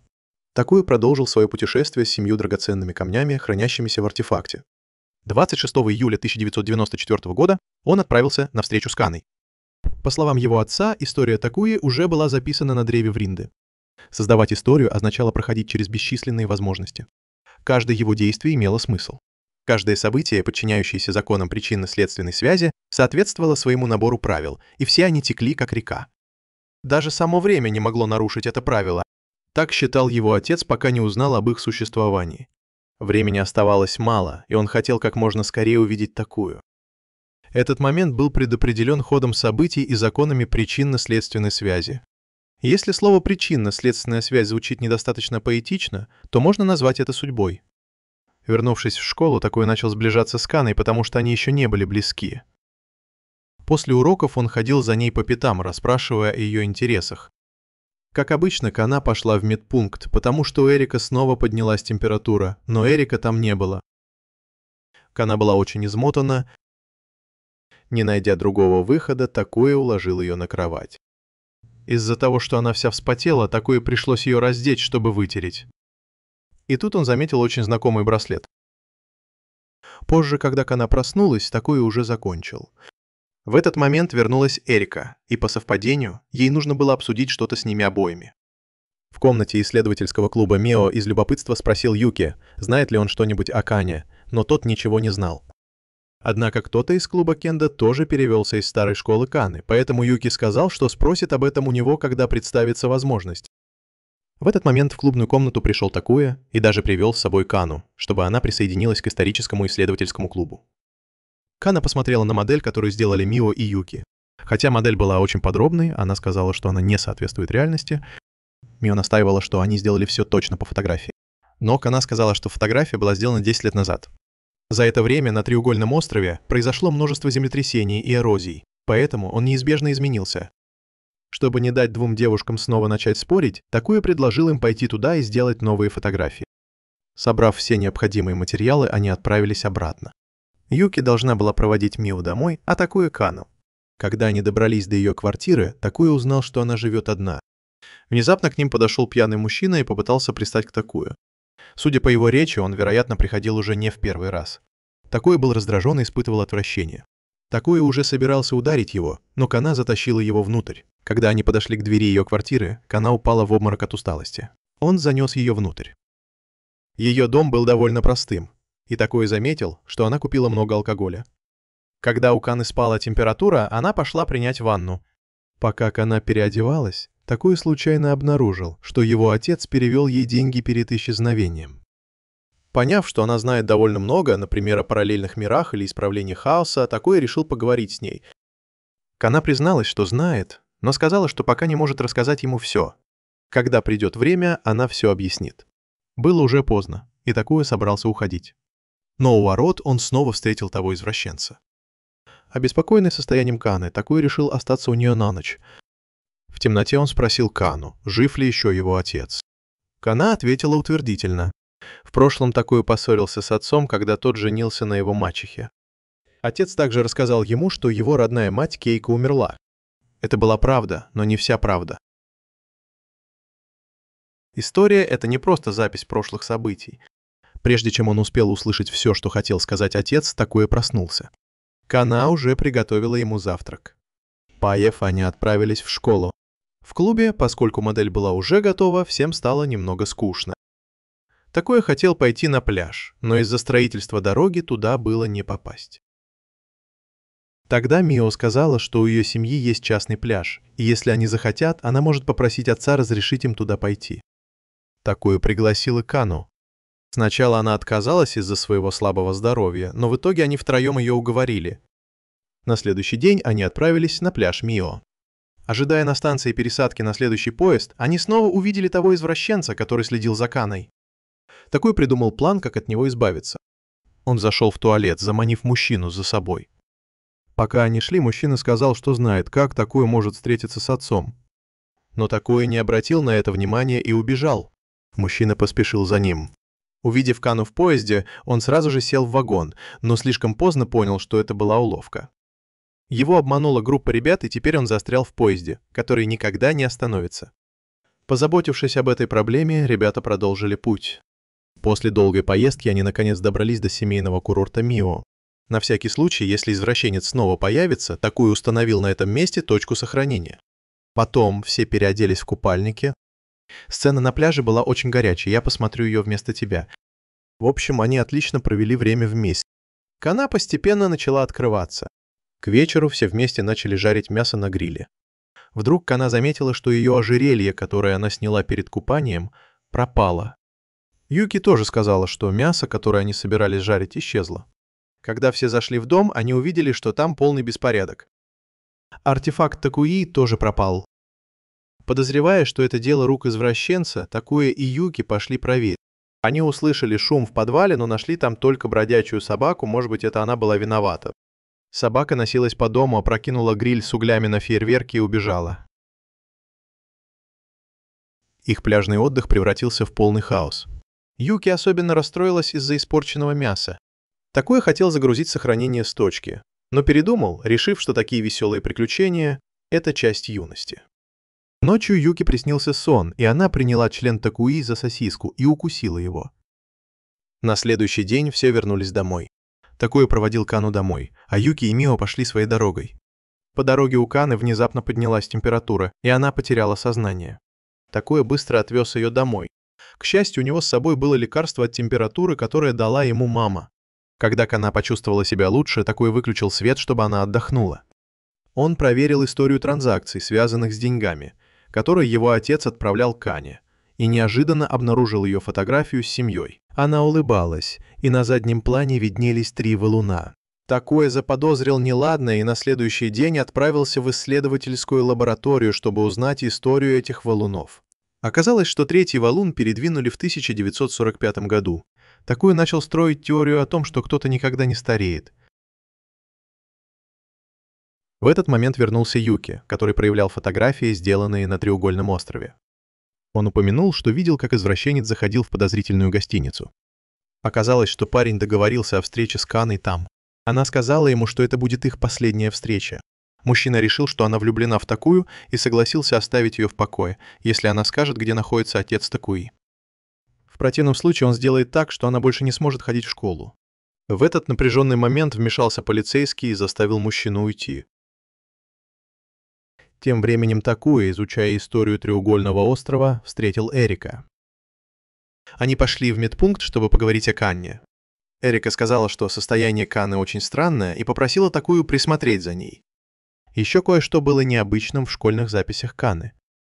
Она меняла школы 20 раз за короткий промежуток времени, и все они находились недалеко от нынешнего города. Той ночью, возвращаясь домой, Такую снова встретил извращенца. Мужчина хотел заключить сделку с Такуи и представился как Хаджо-детектив. Его наняли, чтобы он нашел отца Такуи, и он знал, что у Каны есть эта информация. Такуе нужно было только помочь ее получить. Естественно, Такуя с самого начала не взлюбил этого человека и отказался. На следующий день Кана пришла к Такуе домой, чтобы поблагодарить его за помощь с ее температурой. Они пошли в парк и разговорились. В тот момент Такуя высказал подозрение, что девушка, которую он видел в детстве, на самом деле была Каной. Прежде чем она успела ответить, к ним подбежала собака.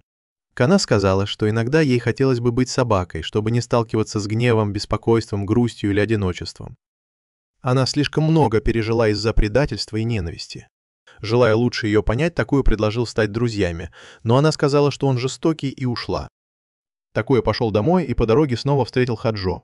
Хаджо напомнил ему о вчерашней сделке, и теперь Такуя нужно было только установить прослушивающее устройство в комнате Каны. Разъяренный Такуя разбил устройство и ушел. Той ночью выяснилось, что детективом нанял старик Рю. Детектив умолял дать ему больше времени, чтобы получить информацию от Каны, но Рю сказал, что у другого человека, которого он нанял, дела идут неплохо. Затем Рю загипнотизировал детектива, чтобы тот что-то сделал. На следующий день вся школа гудела от слухов, что Кана была проституткой. Такуя был шокирован, когда услышал это. Возможно, именно поэтому Кане приходилось часто менять школы. Кана сказала, что в этом мире для нее нет места, даже с мисс Арика. Что касается Такуи, он порвал все клеветнические бумаги. Мио и Юки тоже помогли разогнать толпу. Такуя побежал в медпункт, где узнал, что Кана подала заявление на перевод. Но все школы находились в этом городе, а точнее на острове Треугольник. Эрика предположила, что тайна Каны может быть связана с родителями Такуи. Такуя сразу же побежал искать Кану. Он пришел к ней домой и рассказал, что девушка, которую он видел в детстве, точно была ею, и что ей приходится постоянно менять школы из-за своего бессмертия. Ей приходилось переезжать, чтобы никто не узнал, что она не стареет. Такуя пришел не просто для того, чтобы узнать, кто такая Кана на самом деле, потому что рядом с ней он чувствовал себя частью семьи, и ему хотелось услышать ее истинные чувства. Предупреждение. То, что вы сейчас услышите, может быть не для всех подходящим, поэтому, пожалуйста, подумайте, прежде чем продолжать. Раньше у Каны была только мать, отца она даже не знала. Из-за своего бессмертия им приходилось постоянно переезжать. Ее мать работала проституткой, и со временем она умерла, оставив Кану совсем одну. Без родственников и друзей Кана стала смотреть на людей и общество с негативной стороны. В конце концов, она пошла по тому же пути, что и ее мать, продавая свое тело, чтобы выжить. Все начало налаживаться, когда она встретила родителей Такуи. Они дали ей почувствовать себя частью семьи. Но потом они тоже исчезли, и Кана вернулась к прежней мрачной и одинокой жизни. Такуя сказал ей, что теперь она не одна, что у нее есть друг. Но потом она начала раздеваться и попросила его обнять ее. Такуя колебался, а Кана, прекрасно понимая его нерешительность, обвинила его в том, что он смотрит на нее свысока, и попросила уйти. В этот момент снова позвонил детектив и пригрозил убить их обоих, если Кана не придет в парк вечером. Такуя пытался ее остановить, но она сказала, что такой лицемер, как он, не имеет права беспокоиться о ней. Такуя замолчал и ушел, не сказав ни слова. В школе Юки спросил его об этом, и Такуя сказал, что Кана переводится в другую школу и что он ничего не может сделать. Мио показалось странным, что Такуя так легко сдался. Она напомнила ему обо всех их совместных воспоминаниях и сказала, что уверена, что Кана не собирается уходить. Приободренный Мио, Такуя снова обрел решимость и отправился на поиски Каны. В это время детектив допрашивал ее о местонахождении отца Такуи. Он даже напал на нее. К счастью, Такуя успел вовремя, иначе детектив вытащил бы нож и угрожал бы убить Такую перед Каной. У Каны не было выхода, и она была вынуждена все рассказать. Отец Такуи был еще жив, но уже не в этом мире, а в другом пространственно-временном измерении. Отец Такуи однажды упомянул место под названием Дела Гранта, родину матери Каны. Оно существовало в другом измерении, но раз в 400 лет, когда оно приближалось к Сакамачи, несколько человек переносились в это измерение. Так мать Каны и биологическая мать Такуи оказались здесь. Матери Такуи уже не было в этой временной линии, когда она ушла. Она сказала: «Ты должен отправиться в путь. Затем, кто придет следующим». Она ушла, оставив отцу Такуи артефакт из Дела Гранта. История не повторяется, она движется только в одном направлении, но время течет по-другому. Отец Такуи отправился на поиски жены. Это все, что знала Кана. Но детектив не поверил в эту чушь и попытался напасть на нее, но получил удар в лицо от Такуи. Такуя сказал Кане, чтобы она не отчаивалась, ведь она не одна, у нее есть он, Юки и Мио. Все беспокоились о ней, так что она никогда не была одна. Казалось, Кана нашла в жизни хоть какой-то проблеск надежды. Но детектив снова напал на Такую. Во время борьбы кулон Каны упал и разбился. Такуя пришлось перезагрузиться, чтобы он смог драться с ножом голыми руками. После неизвестно скольких перезагрузок он наконец победил детектива. Мисс Арика тоже пришла на помощь, сказав, что поскольку детектив был связан со стариком Рю, она заберет его, чтобы уладить кое-какие дела. А что касается Каны, она попросила Такую позаботиться о ней. Кана постепенно теряла силы, потому что кулон разбился. Оказалось, что внутри кулона был психотический камень, благодаря которому Кана могла жить в этом мире. Он был из другого измерения, и только камни из Дела Гранта достигли идеальной кристаллизации, а в этом мире нет. Возможно, Кана больше не сможет жить. Но она была счастлива, что кому-то нужна, что она больше не одна. Такуя пообещал отправиться в другой мир, чтобы найти психотический камень и спасти ее. Но, возможно, было уже слишком поздно. Кана повторила Такуя последние слова своего отца. Затем он побежал домой, где отец сказал ему, что для того, чтобы попасть в Дела Гранта, нужно собрать 8 драгоценных камней, и последний из них он еще не нашел. Он спрятан за часами в его комнате. Когда все 8 камней будут собраны, Такуя должен будет отправиться в пещеру под треугольной горой. Ключом будет погребальная камера в конце пещеры. Такуя положил все камни на каменный постамент, и появился свет, который перенес его. И снова Такуя встретил своего отца, который сказал, что без камня психоциток она не выживет, как и его мать. Его мать теперь была с ним в мире, который, если говорить философски, назывался идеей. Такуя пообещал найти их.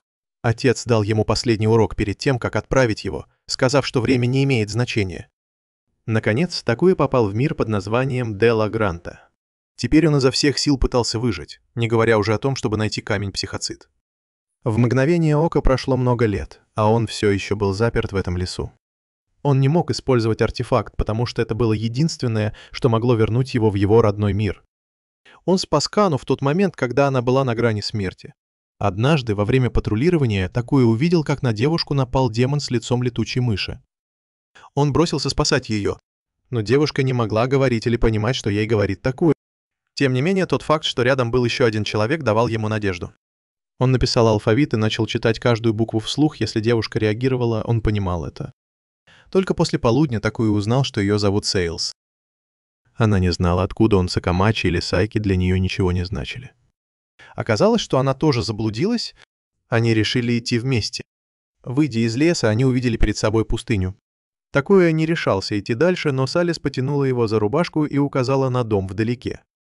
Другого выхода не было, и они направились туда. Они позвали кого-нибудь, но никто не ответил.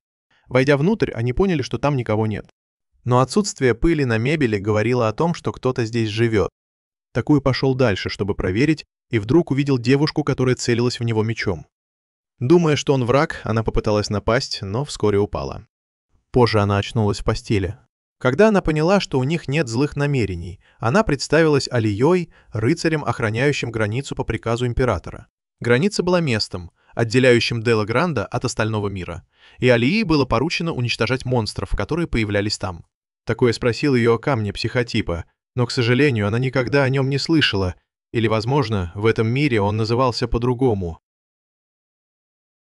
Алия только что победила демона с лицом летучей мыши и объяснила, что монстры появляются все чаще из-за гнева Матери Земли, который происходит раз в 400 лет. Число 400 снова насторожило Такую. Чтобы избежать бедствий, каждые 5 лет люди здесь приносили в жертву девушку-божеству с божественной силой, известной как божественная энергия. Некоторые теряли голос, некоторые способность ходить. Салис, возможно, была жрицей. Когда они вернулись, Сёс приготовила для них еду. Тем временем император получил донесение, что жрица сбежала, и немедленно приказал начать поиски. На следующий день Алия обучала Такую. Он был неосторожен, и это могло стоить ему жизни. Алия объяснила, что за пустыней находится столица империи, а вокруг пустыни разбросаны шахты с драгоценными камнями. В тот день, когда они патрулировали, они наткнулись на раненого монстра. Алия собиралась убить его, но появился другой монстр, чтобы защитить раненого. Это зрелище заставило Алию замешкаться, и Такуя смог прогнать их. Алия сказала, что когда они защищали друг друга, это напомнило ей о младшей сестре, которая сбежала, когда была маленькой. Болезнь Алии медленно отнимала у нее силы. На следующий день Алия продолжила патрулирование, а Такуя и Салис отправились в лес за едой. Пока он рыбачил, она собирала цветы. Но тут появился монстр и напал на нее. Алия успела спасти ее, нанеся 2 удара. Монстр был мертв, но Алия была на пределе. Сёс предвидела смерть Алии, поэтому собрала цветы, чтобы почтить ее память. Алия знала, что Сёс была жрицей. Перед смертью Алия попросила Сёс спасти эту землю от гнева Матери Земли. Они похоронили Алию рядом с ее павшими товарищами. Алия выполнила свою миссию. Теперь Такуя должен был спасти Кану. На следующий день он отправился на поиски шахты с драгоценными камнями в пустыне. А он сказал Селис остаться, потому что она не выдержит жары. Но она все равно пошла за ним. Такуя думал, что она скоро сдастся, и не обращал на нее внимания. Пройдя некоторое расстояние, Такуя остановился, чтобы отдохнуть, и обнаружил, что его фляга с водой проколота. Не имея другого выбора, он вернулся домой за водой. Но Салис не пошла за ним. Он забеспокоился, что она заблудилась, и поспешил найти ее. Салис все еще бродила по пустыне, размышляя, правда ли то, что ей сказала мама. Она упала от усталости. И как раз в тот момент, когда она уже отчаялась, ее нашел Такуя. Он попытался дать ей воды, но она не могла пить. Не имея другого выхода, он дал ей воды, прислонив горлышко фляги к ее губам. Встреча с ним была ее судьбой. В мгновение ока прошел год. Такуя занял место Али, охраняя границу от демонов. Здесь зародилась новая жизнь, дочь его. И, вы знаете, они с Салис жили простой и мирной жизнью в глуши. Но он все еще помнил обещание, данное Кане, и каждую ночь думал о возвращении. За прошедший год он так и не смог выяснить, был ли минерал, о котором говорила Алия, психотом или нет. Он много раз пытался пересечь пустыню, но выжить в этих суровых условиях было почти невозможно. Теперь такой мог общаться с Салис мысленно. Несмотря ни на что, он обещал защищать мать и дочь. В последующие дни Юна росла невероятно быстро, как святое дитя. Через 3 месяца она уже могла ходить. Через полгода она заговорила, а через год она была как 4-летняя. К 5 годам она выглядела как 16-летняя девушка, но все еще очень сильно привязалась к отцу. Такой подумал, что ей нужны друзья или товарищи. Это напомнило ему о его собственных друзьях. Внезапный шум насторожил его. Когда он пошел посмотреть, что случилось, то увидел раненого монстра, который мог говорить. Монстр был ранен и пытался защитить своего детеныша. Когда такой спросил, как он получил эти раны, монстр сказал, что на него напали люди из столицы империи. Это означало, что он прилетел сюда из столицы. Но жить ему оставалось недолго. Монстр попросил Такую спасти его детеныша. После этого он умер. Такую похоронил монстра, а потом разрешил Юна взять детеныша себе. Юна побежала показать своей маме нового друга, которого назвала Кун-Кун. Такую увидел на высоком утесе 2 человек. Он позвал их, но они не ответили. Когда он поднялся наверх, их уже не было. Оказалось, что это были солдаты, которые преследовали монстра-мать, а теперь нашли Такую. Они доложили об этом императору. Император приказал провести расследование, чтобы подтвердить, что в деревне действительно есть жрица. На следующий день Юна взяла Кун-Куна с собой на прогулку. Перед уходом Сёс дала дочери несколько советов. Позже Такой тоже ушел за едой. Отец и дочь играли вместе, и Сейлс даже приготовила им обед. По дороге Такой убил нескольких монстров. Они играли до вечера. Юна кормила Кун-Куна, прежде чем пойти домой. Издалека Такой увидел, как кто-то врывается в их дом. Он испугался за Сейлс и бросился обратно. Там солдаты напали на нее. В ярости Такой выхватил меч и убил одного из них. Но он не смог справиться с остальными и был сильно избит. Потом его выбросили на улицу. Оказалось, что это были солдаты из столицы, которые по приказу императора искали жрицу. Видя, что Такое все еще сопротивляется, они связали его и собирались убить. В этот отчаянный момент Салис выхватила кинжал у одного из солдат и пригрозила, что покончит с собой. Но это была не просто угроза. Она вонзила клинок себе в шею прямо на глазах у Такуи. Когда Юна возвращалась домой, она снова встретила свою мать, которая обняла девочку и пообещала, что всегда будет рядом с ней, прежде чем исчезнуть. Такое был без сознания, а солдаты забрали священные артефакты тела Салис. Когда он очнулся и увидел Юна, он извинился перед дочерью за то, что не смог защитить Салис. Но Юна сказала ему, что ее мама все еще здесь, что она всегда будет с ними и будет жить в их сердцах. Приободренный словами дочери, Такой немного воспрянул духом. Тем временем в столице империи, получив отчет, император-бог не придал этому значения и просто приказал найти новую жрицу. Что касается Такуи, он собирался отправиться в столицу империи. Поскольку Кун-Кун съел слишком много, им пришлось оставить его дома, хотя это было печальное прощание, у них не было другого выбора. Такое подарил Кун-Куну шарф на прощание. После этого отец и дочь отправились в путь. Такое хотел вернуть священный артефакт и найти психот для Каны. Путь туда был очень трудным и болезненным. Такое изо всех сил старался подбодрить дочь, но у них закончилась вода, а города все не было видно. Даже верблюд упал от усталости. Без воды и еды им оставалось только молиться о божественном вмешательстве. Они шли сквозь песчаную бурю. В конце концов Юна не выдержала и упала. В отчаянии Такое взял дочь на руки и побежал искать воду.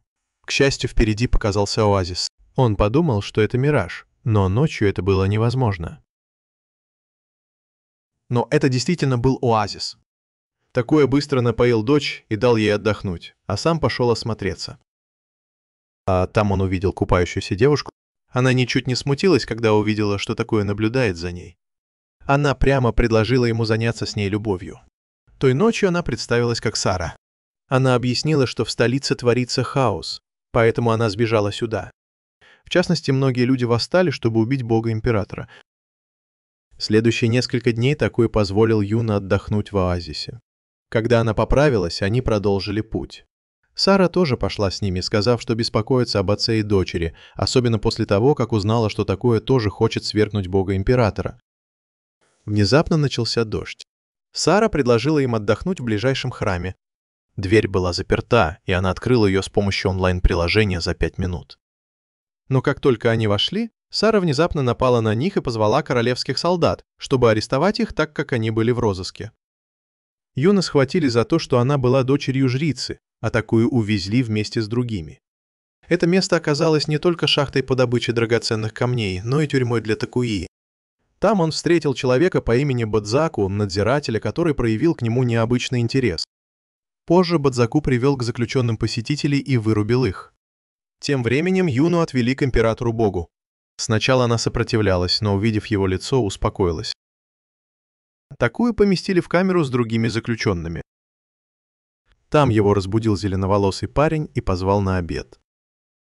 Такой узнал, что этого парня зовут Карц, а другого Огурец.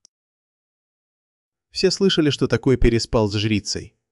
Услышав, что кто-то упомянул его покойную жену, он почувствовал себя неловко.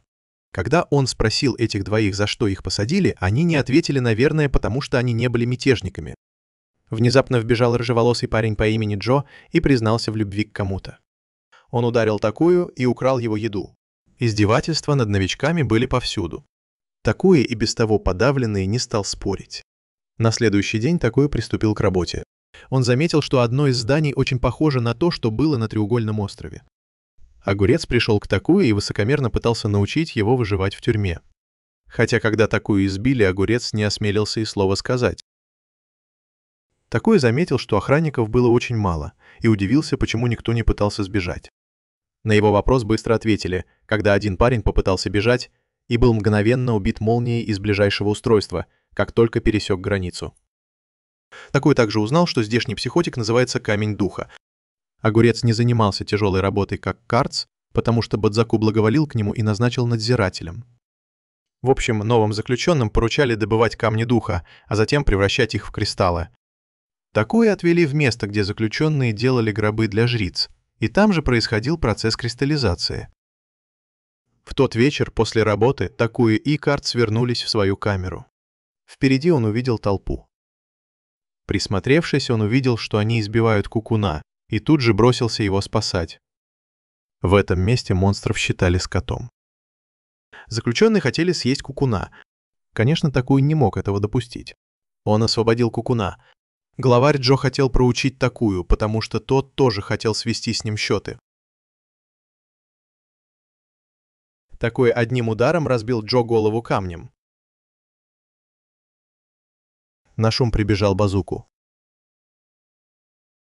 Такую и Корт свалили всю вину на Джо, и его наказали. Ночью по всей тюрьме разносились крики Джо. Кукун объяснил, что Базуку любил мучить других и получал удовольствие от причинения боли. На следующий день, работая, Такой осматривал территорию, он узнал, что устройство называлось Гарзель-башня, а руины на треугольной горе были частью этого рудника. Теперь стало ясно, что так называемые камни духов на самом деле были психоитом. Он уже собирался украсть один, но его поймал Базуку. Такой пытался отрицать это, но его все равно повели на осмотр. У него ничего не нашли, но извращенец не успокоился и даже проверил задний проход Такуи. Вернувшись в камеру, Такой поклялся отомстить. На следующий день он продолжил искать путь к побегу. Единственный способ избежать удара молнии – это сбежать через туннель. Целый год Такой искал выход. После множества попыток он наконец нашел выход, похожий на колодец в доме старика Рю. Но Джо его заметил. Такой вернулся и рассказал огурцу и картошке о найденном им пути к спасению. В тот же день, но в тюрьме появилась новая заключенная, женщина. Пока что он не обращал на нее внимания. Такой сказал им, что нашел выход, но Огурец сказал, что сейчас не время. Не обращая на них внимания, Такой пробрался в мастерскую по очистке кристаллов, украл камень духа и вернулся к колодцу с веревкой. Но как только он собрался бросить веревку, появился Джо и напал на него. Затем он поднялся первым. Но наверху его ждала не свобода, а удар молнии. Прибежали охранники и схватили Такую, бросив его в одиночную камеру. В соседней камере Базуку допрашивал новую заключенную. Во время допроса Такуя узнал, что девушку зовут Аманда, лидер сопротивления. После того, как Базуку ушел, Такуя заговорил с ней. Он понял, что Аманда младшая сестра Алии, о которой Алия часто рассказывала. К сожалению, ему пришлось сказать ей, что Алия умерла. Аманда сказала, что ее сестра слишком доверяла столице. Но правда заключалась в том, что жрицы и их ритуалы были фальшивыми. Каждые 400 лет император, Бог убивал жрицу и выдавал это за часть ритуала, чтобы контролировать людей. Сейчас сопротивление было полностью готово и ждало только приказа начать полномасштабную атаку. Аманда попросила Такуя помочь ей, и он без колебаний согласился, потому что должен был спасти свою дочь. Аманда дала ему символ сопротивления, чтобы когда он выйдет, он мог обратиться к ним за помощью. После освобождения из одиночной камеры Такуя разыскал огурца и тележку. Как и ожидалось, они оба были членами сопротивления. Каждую ночь Базуку приходил к Аманде, чтобы выпытать у нее информацию. Но она молчала, и тогда он выколол ей глаз. Со стороны Такуя, после того, как они с огурцом и тележкой все спланировали, он специально затеял драку с охранниками, чтобы его снова отправили в одиночную камеру, и он смог встретиться с Амандой. Он поделился с ней своим планом. На следующий день огурец снова изложил план. Они должны были устроить хаос в шахте и воспользоваться этим, чтобы спасти Аманду. Операция должна была состояться в тот день, когда вынесут гробы, потому что в этот день Горзельская башня будет временно отключена. Но была еще одна резервная башня, и ни огурец, ни тележка не знали, как ее отключить. Но Такуя знал, как это сделать, потому что уже делал это раньше. Если бы они действовали втроем, то операция заняла бы слишком много времени. В этот момент другие заключенные предложили свою помощь, потому что у всех были семьи. Такуя предупредил их, что в этой операции погибнут люди, и если кто-то боится, то может отказаться. Но никто не ушел. И они все присоединились к ним. В ту ночь, когда огурец сообщил Базуку, что Такуя, похоже, сблизился с Амандой и может что-то знать, Базуку, как и планировалось, привел его в свою комнату. Внутри, как ни странно, лежал знакомый ковер. Базуку сразу перешел к делу и предложил сделку. Если бы Такуя смог получить информацию от Аманды, ему бы разрешили увидеться с дочерью. Такуя сделал вид, что сомневается, но потом согласился. Он также попросил снова одолжить меч, чтобы было легче получить информацию от Аманды, и Базуку с радостью согласился. В ночь, когда должен был осуществиться план, когда охранники отключили Горцельную башню и вынесли гробы наружу, огурец сказал всем приготовиться. А Такуя пошел в комнату для допроса в команде. Он взял с собой меч, а Базуку ждал снаружи. Но когда Базуку уже собирался получить желаемое, снаружи начался хаос, потому что заключенные подняли восстание. Базуку приказал охранникам снова включить башню. Но они боялись, что молния может ударить по их товарищам. Поэтому Базуку пришлось самому пойти и включить башню. Воспользовавшись моментом, Такуя освободил Аманду, бросил меч Картошке и Огурцу, чтобы они могли разрушить запасную башню. Тем временем Базуку добрался до главной башни и начал беспорядочно стрелять молниями, чуть не задев Картошку и Огурца. Такуя и Аманда побежали, чтобы остановить его, но попали в засаду, и Базуку схватил Аманду. Он потребовал, чтобы Такуя использовал башню, чтобы убить всех восставших заключенных, иначе он убьет Аманду. В этот напряженный момент Картошка и Огурец внизу сумели бросить меч в запасную башню и разрушить ее.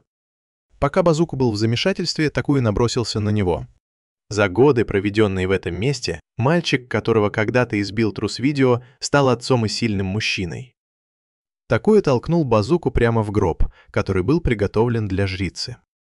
В этот момент башня, где находился Такуя, тоже начала рушиться. Лифт больше не работал, и они могли погибнуть там.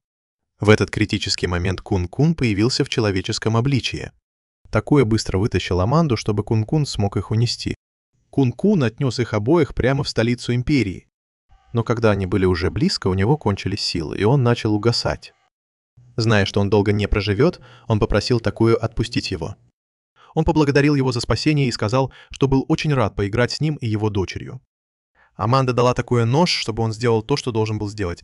Хотя это было очень тяжело, другого выхода не было.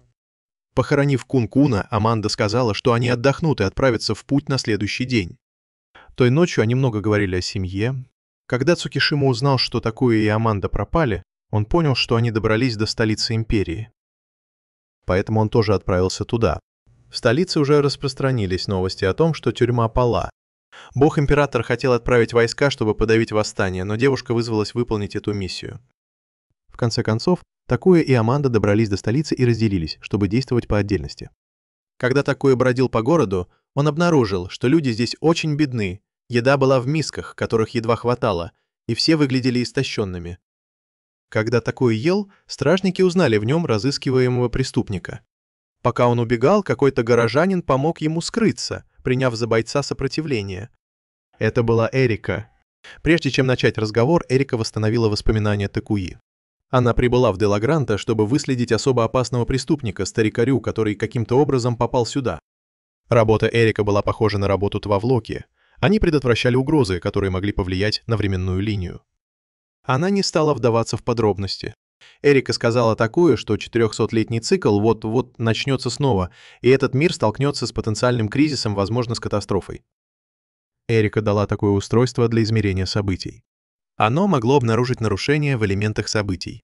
Она могла помочь ему только до этого момента, поэтому пожелала ему удачи на выбранном пути. Затем Такуя отправился в штаб-квартиру сопротивления и встретился с Огурцом и Амандой. Аманда сообщила, что в столице империи нашли новую жрицу Салис, дочь предыдущей. Кроме того, несколько баз сопротивления были уничтожены человеком в маске. После того, как план был готов, они собирались напасть на замок на рассвете. Той ночью Такуя сломал ошейник на своей шее, и внутри него оказался камень психа. Теперь ему нужна была реликвия, чтобы спасти Кану. В этот момент к нему в комнату зашла Аманда. Поскольку это могла быть их последняя ночь, она хотела кое-что у него спросить. Затем она разделась, и они занялись любовью. На следующее утро все переоделись в солдатскую форму и разделились. Группа Аманды вошла через задний вход, а группа Такуи пошла по подземному канализационному туннелю, но они наткнулись на запертую дверь, которую не могли открыть, как бы ни старались. Тогда Такуя решил использовать бомбу, но как только он собрался ее поджечь, появилась девушка в маске. Такуя велел своим друзьям бежать вперед, а сам остался с ней. Девушка послала за ними погоню, а сама осталась с Такуей 1 на 1. Но во время их схватки Такуя сорвал с нее маску, и оказалось, что это Юна. Но девушка, похоже, его не узнала и продолжила нападать. Не желая причинять вред своей дочери, Такуя взорвал бомбу и сбежал. Он вернулся к Огурцу и остальным и все им рассказал. Он попросил, чтобы если они снова встретят эту девушку, они позволили ему сразиться с ней. Затем они отправились в тюрьму и, пройдя вглубь, обнаружили особую камеру. К их удивлению, там был заключен старик Рю. Прежде чем они успели что-то понять, Рю объяснил, что император-бог сотрудничал с некой организацией под названием «Мать», чтобы создать это место и заточить его сюда. Со своей стороны Аманда добралась до комнаты, которая выглядела очень важной, но ее команда не смогла ее открыть.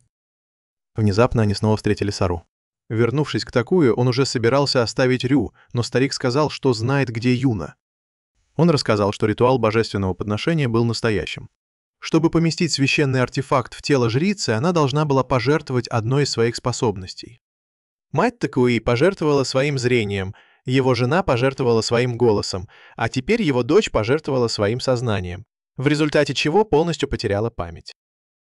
Был способ помочь Юна, но Рю потребовал, чтобы его сначала освободили. Пока Такуя колебался, пришла Эрика. Она подтвердила, что это действительно та преступница, которую она искала. Такуя предложил оставить это дело ей, но пока они разговаривали, Рю загипнотизировала огуречника и тележку, чтобы они освободили его. Как только он освободился, он сразу же убежал. Такуя понимал, что если он сбежит, то в столице начнется хаос. Эрика бросилась в погоню, а Аманда с помощью Сары наконец-то смогла открыть дверь в комнату. Сара ушла, а Такуя с остальными вернулся в комнату жрицы. Они нашли ее покои. Но там было слишком много стражников, поэтому огуречник и тележка их отвлекли. Такуя вошел и увидел Юну. Как только она его почувствовала, она перешла в боевой режим. Такуя уклонялся от ее атак, пытаясь пробудить ее воспоминания с помощью шарфа Куна или имени Салуса. Юна замахнулась мечом на каменный пьедестал, на котором она обычно сидела, и благодаря этому к ней вернулась часть воспоминаний. Такуя крепко обнял ее, чтобы успокоить. Тем временем огуречник и тележка вернулись к команде. Они пошли дальше и нашли странное устройство, а потом перед ними появился робот. Такуя вернулся к Юне и сказал, чтобы она вела себя нормально, потому что если жрица вдруг исчезнет, это вызовет хаос. Он сказал, что ему нужно кое-что сделать, и он вернется за ней позже. Такуя взял меч и пошел искать бога-императора, чтобы отомстить за свою жену. Но когда он встретился с богом-императором, тот не удивился, а сказал, что ждал его. А когда он снял маску, оказалось, что это мачеха Такуи.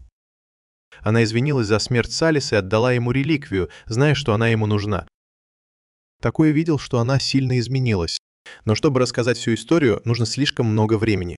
Но во время первого пространственного прыжка Такуи не только он сам, но и его мачеха переместились в другое измерение. Правда, она оказалась в Делагранта. Там ей помог Рю, который был не человеком.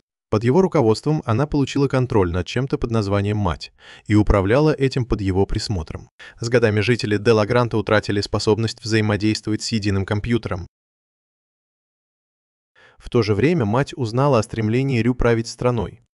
Поэтому она объединилась с мачехой Такуи, чтобы его заточить. В конце концов, она сама стала божественным императором. Что касается Аманды, то девушка, с которой они столкнулись, была всего лишь проекцией. Она представилась как Ай, искусственный интеллект. Она знала имена всех и их прошлое. Затем мачеха Такуи и Ай объяснили, что тысячи лет назад на Земле существовала чрезвычайно развитая цивилизация, которую обычно называют древними землянами. Но однажды эта цивилизация столкнулась с огромной угрозой. Ученые предсказали, что на Землю упадет бесчисленное множество метеоритов, и все будут обречены. Перед лицом угрозы вымирания, как динозавры, они разработали новую технологию, с помощью которой перенесли огромный остров, или, другими словами, фрагмент Земли, в другое безопасное измерение. Этот остров назывался Делагранта. Лидером исхода была ученая по имени Грация. Она разработала множество различных технологий для создания ресурсов, искусственного воздуха и даже живых существ. Однако из-за того, что окружающая среда была слишком другой, эти формы жизни постепенно вымерли. Казалось, что все попытки выжить в новом пространстве провалились. Но затем забрезжил луч надежды. Духовный камень, также известный как Психея. Благодаря ему они смогли выжить на дрейфующем континенте. Но как только это было решено, возникла другая проблема. Ученые неправильно рассчитали орбиту Делагранты, и каждые 400 лет происходило одно и то же явление. Земля и континент сближались, а потом снова расходились. Это был орбитальный цикл континента. Только Гранша могла управлять им.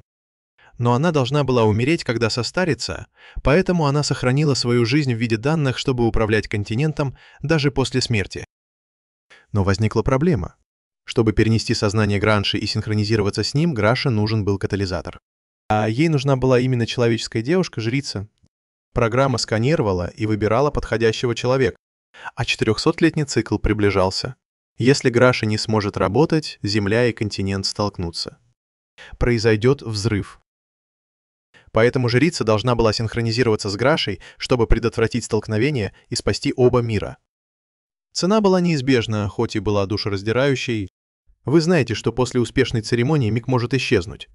Что касается группы Аманды, то, услышав всю историю, они были потрясены. То, что они считали выдумкой, оказалось правдой. Теперь они были в полном замешательстве. Солдаты ворвались и окружили их. Группу вывели на публичную казнь.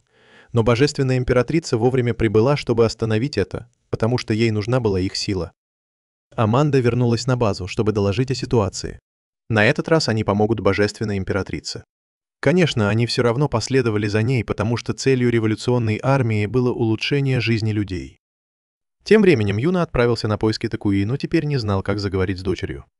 Однако девочка уже знала, что ей придется пожертвовать собой и что она никогда больше не увидит своего отца, но она все равно с радостью приняла это, потому что хотела спасти своего отца и всех остальных.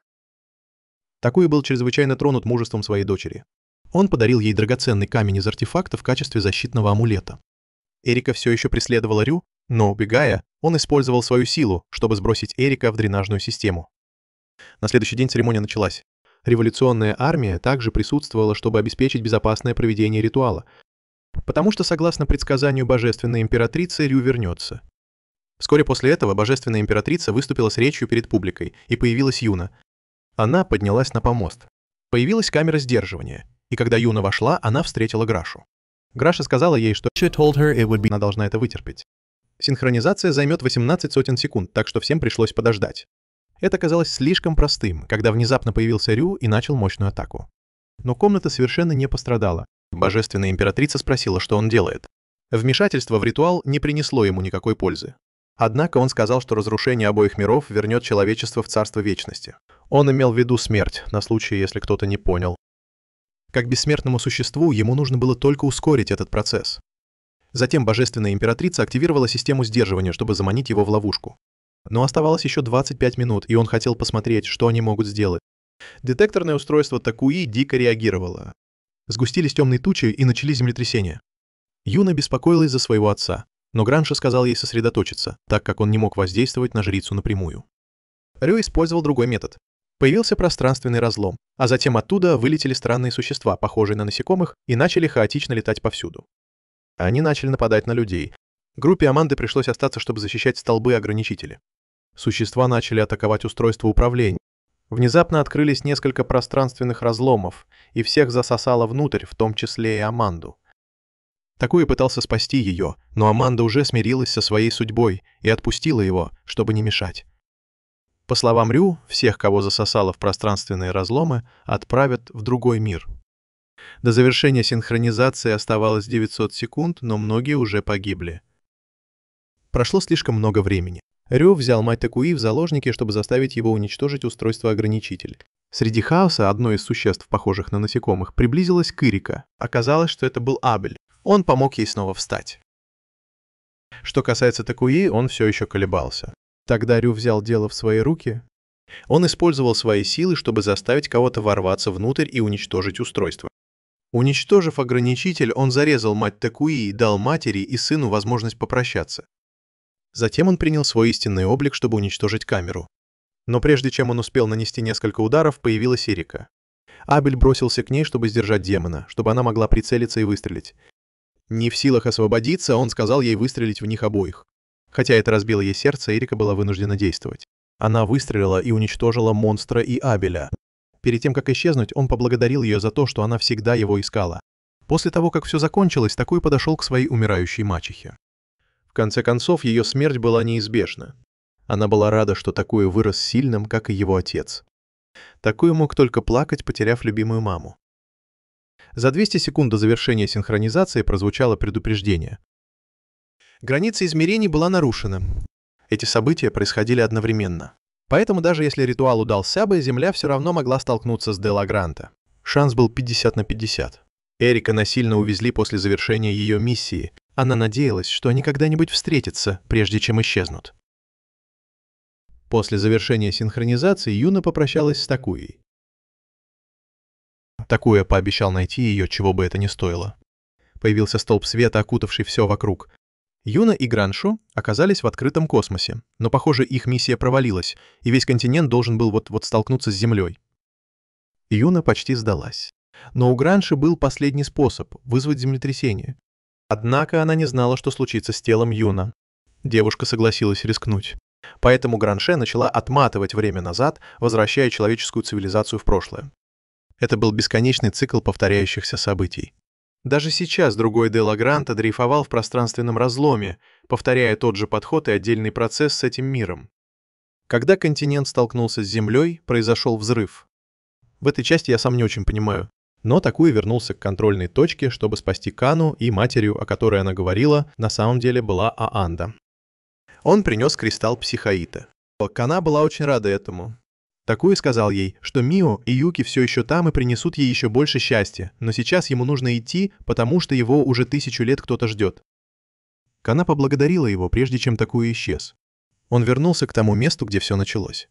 Такуи побежал к утесу, где только что появился Юна.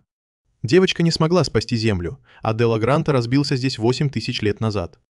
Благодаря драгоценному камню, который подарил ей отец, она смогла добраться сюда, но теперь ей пришлось покинуть это место в соответствии с правилами мероприятия.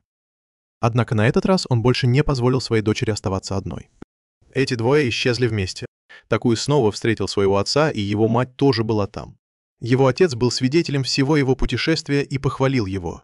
Теперь Такуи и Юна отправятся на край всех событий, к вратам судьбы, которые откроют истинную историю, о которой давно мечтал его отец-историк. Как наблюдатель за древом Вринда, он продолжит поиски на протяжении всей истории. На данный момент это все. Он был рад, что отец и дочь смогли поговорить в последний раз. Он все равно будет ждать, когда они когда-нибудь воссоединятся. Юна и Такуя прибыли в пустоту. Эти двое плыли по течению событий. Они обнаружили, что росток начал расти. Это дерево будет помнить все об этом мире. Юна решила назвать этого ребенка Такуя. На этом аниме заканчивается. Что ты думаешь об этой серии?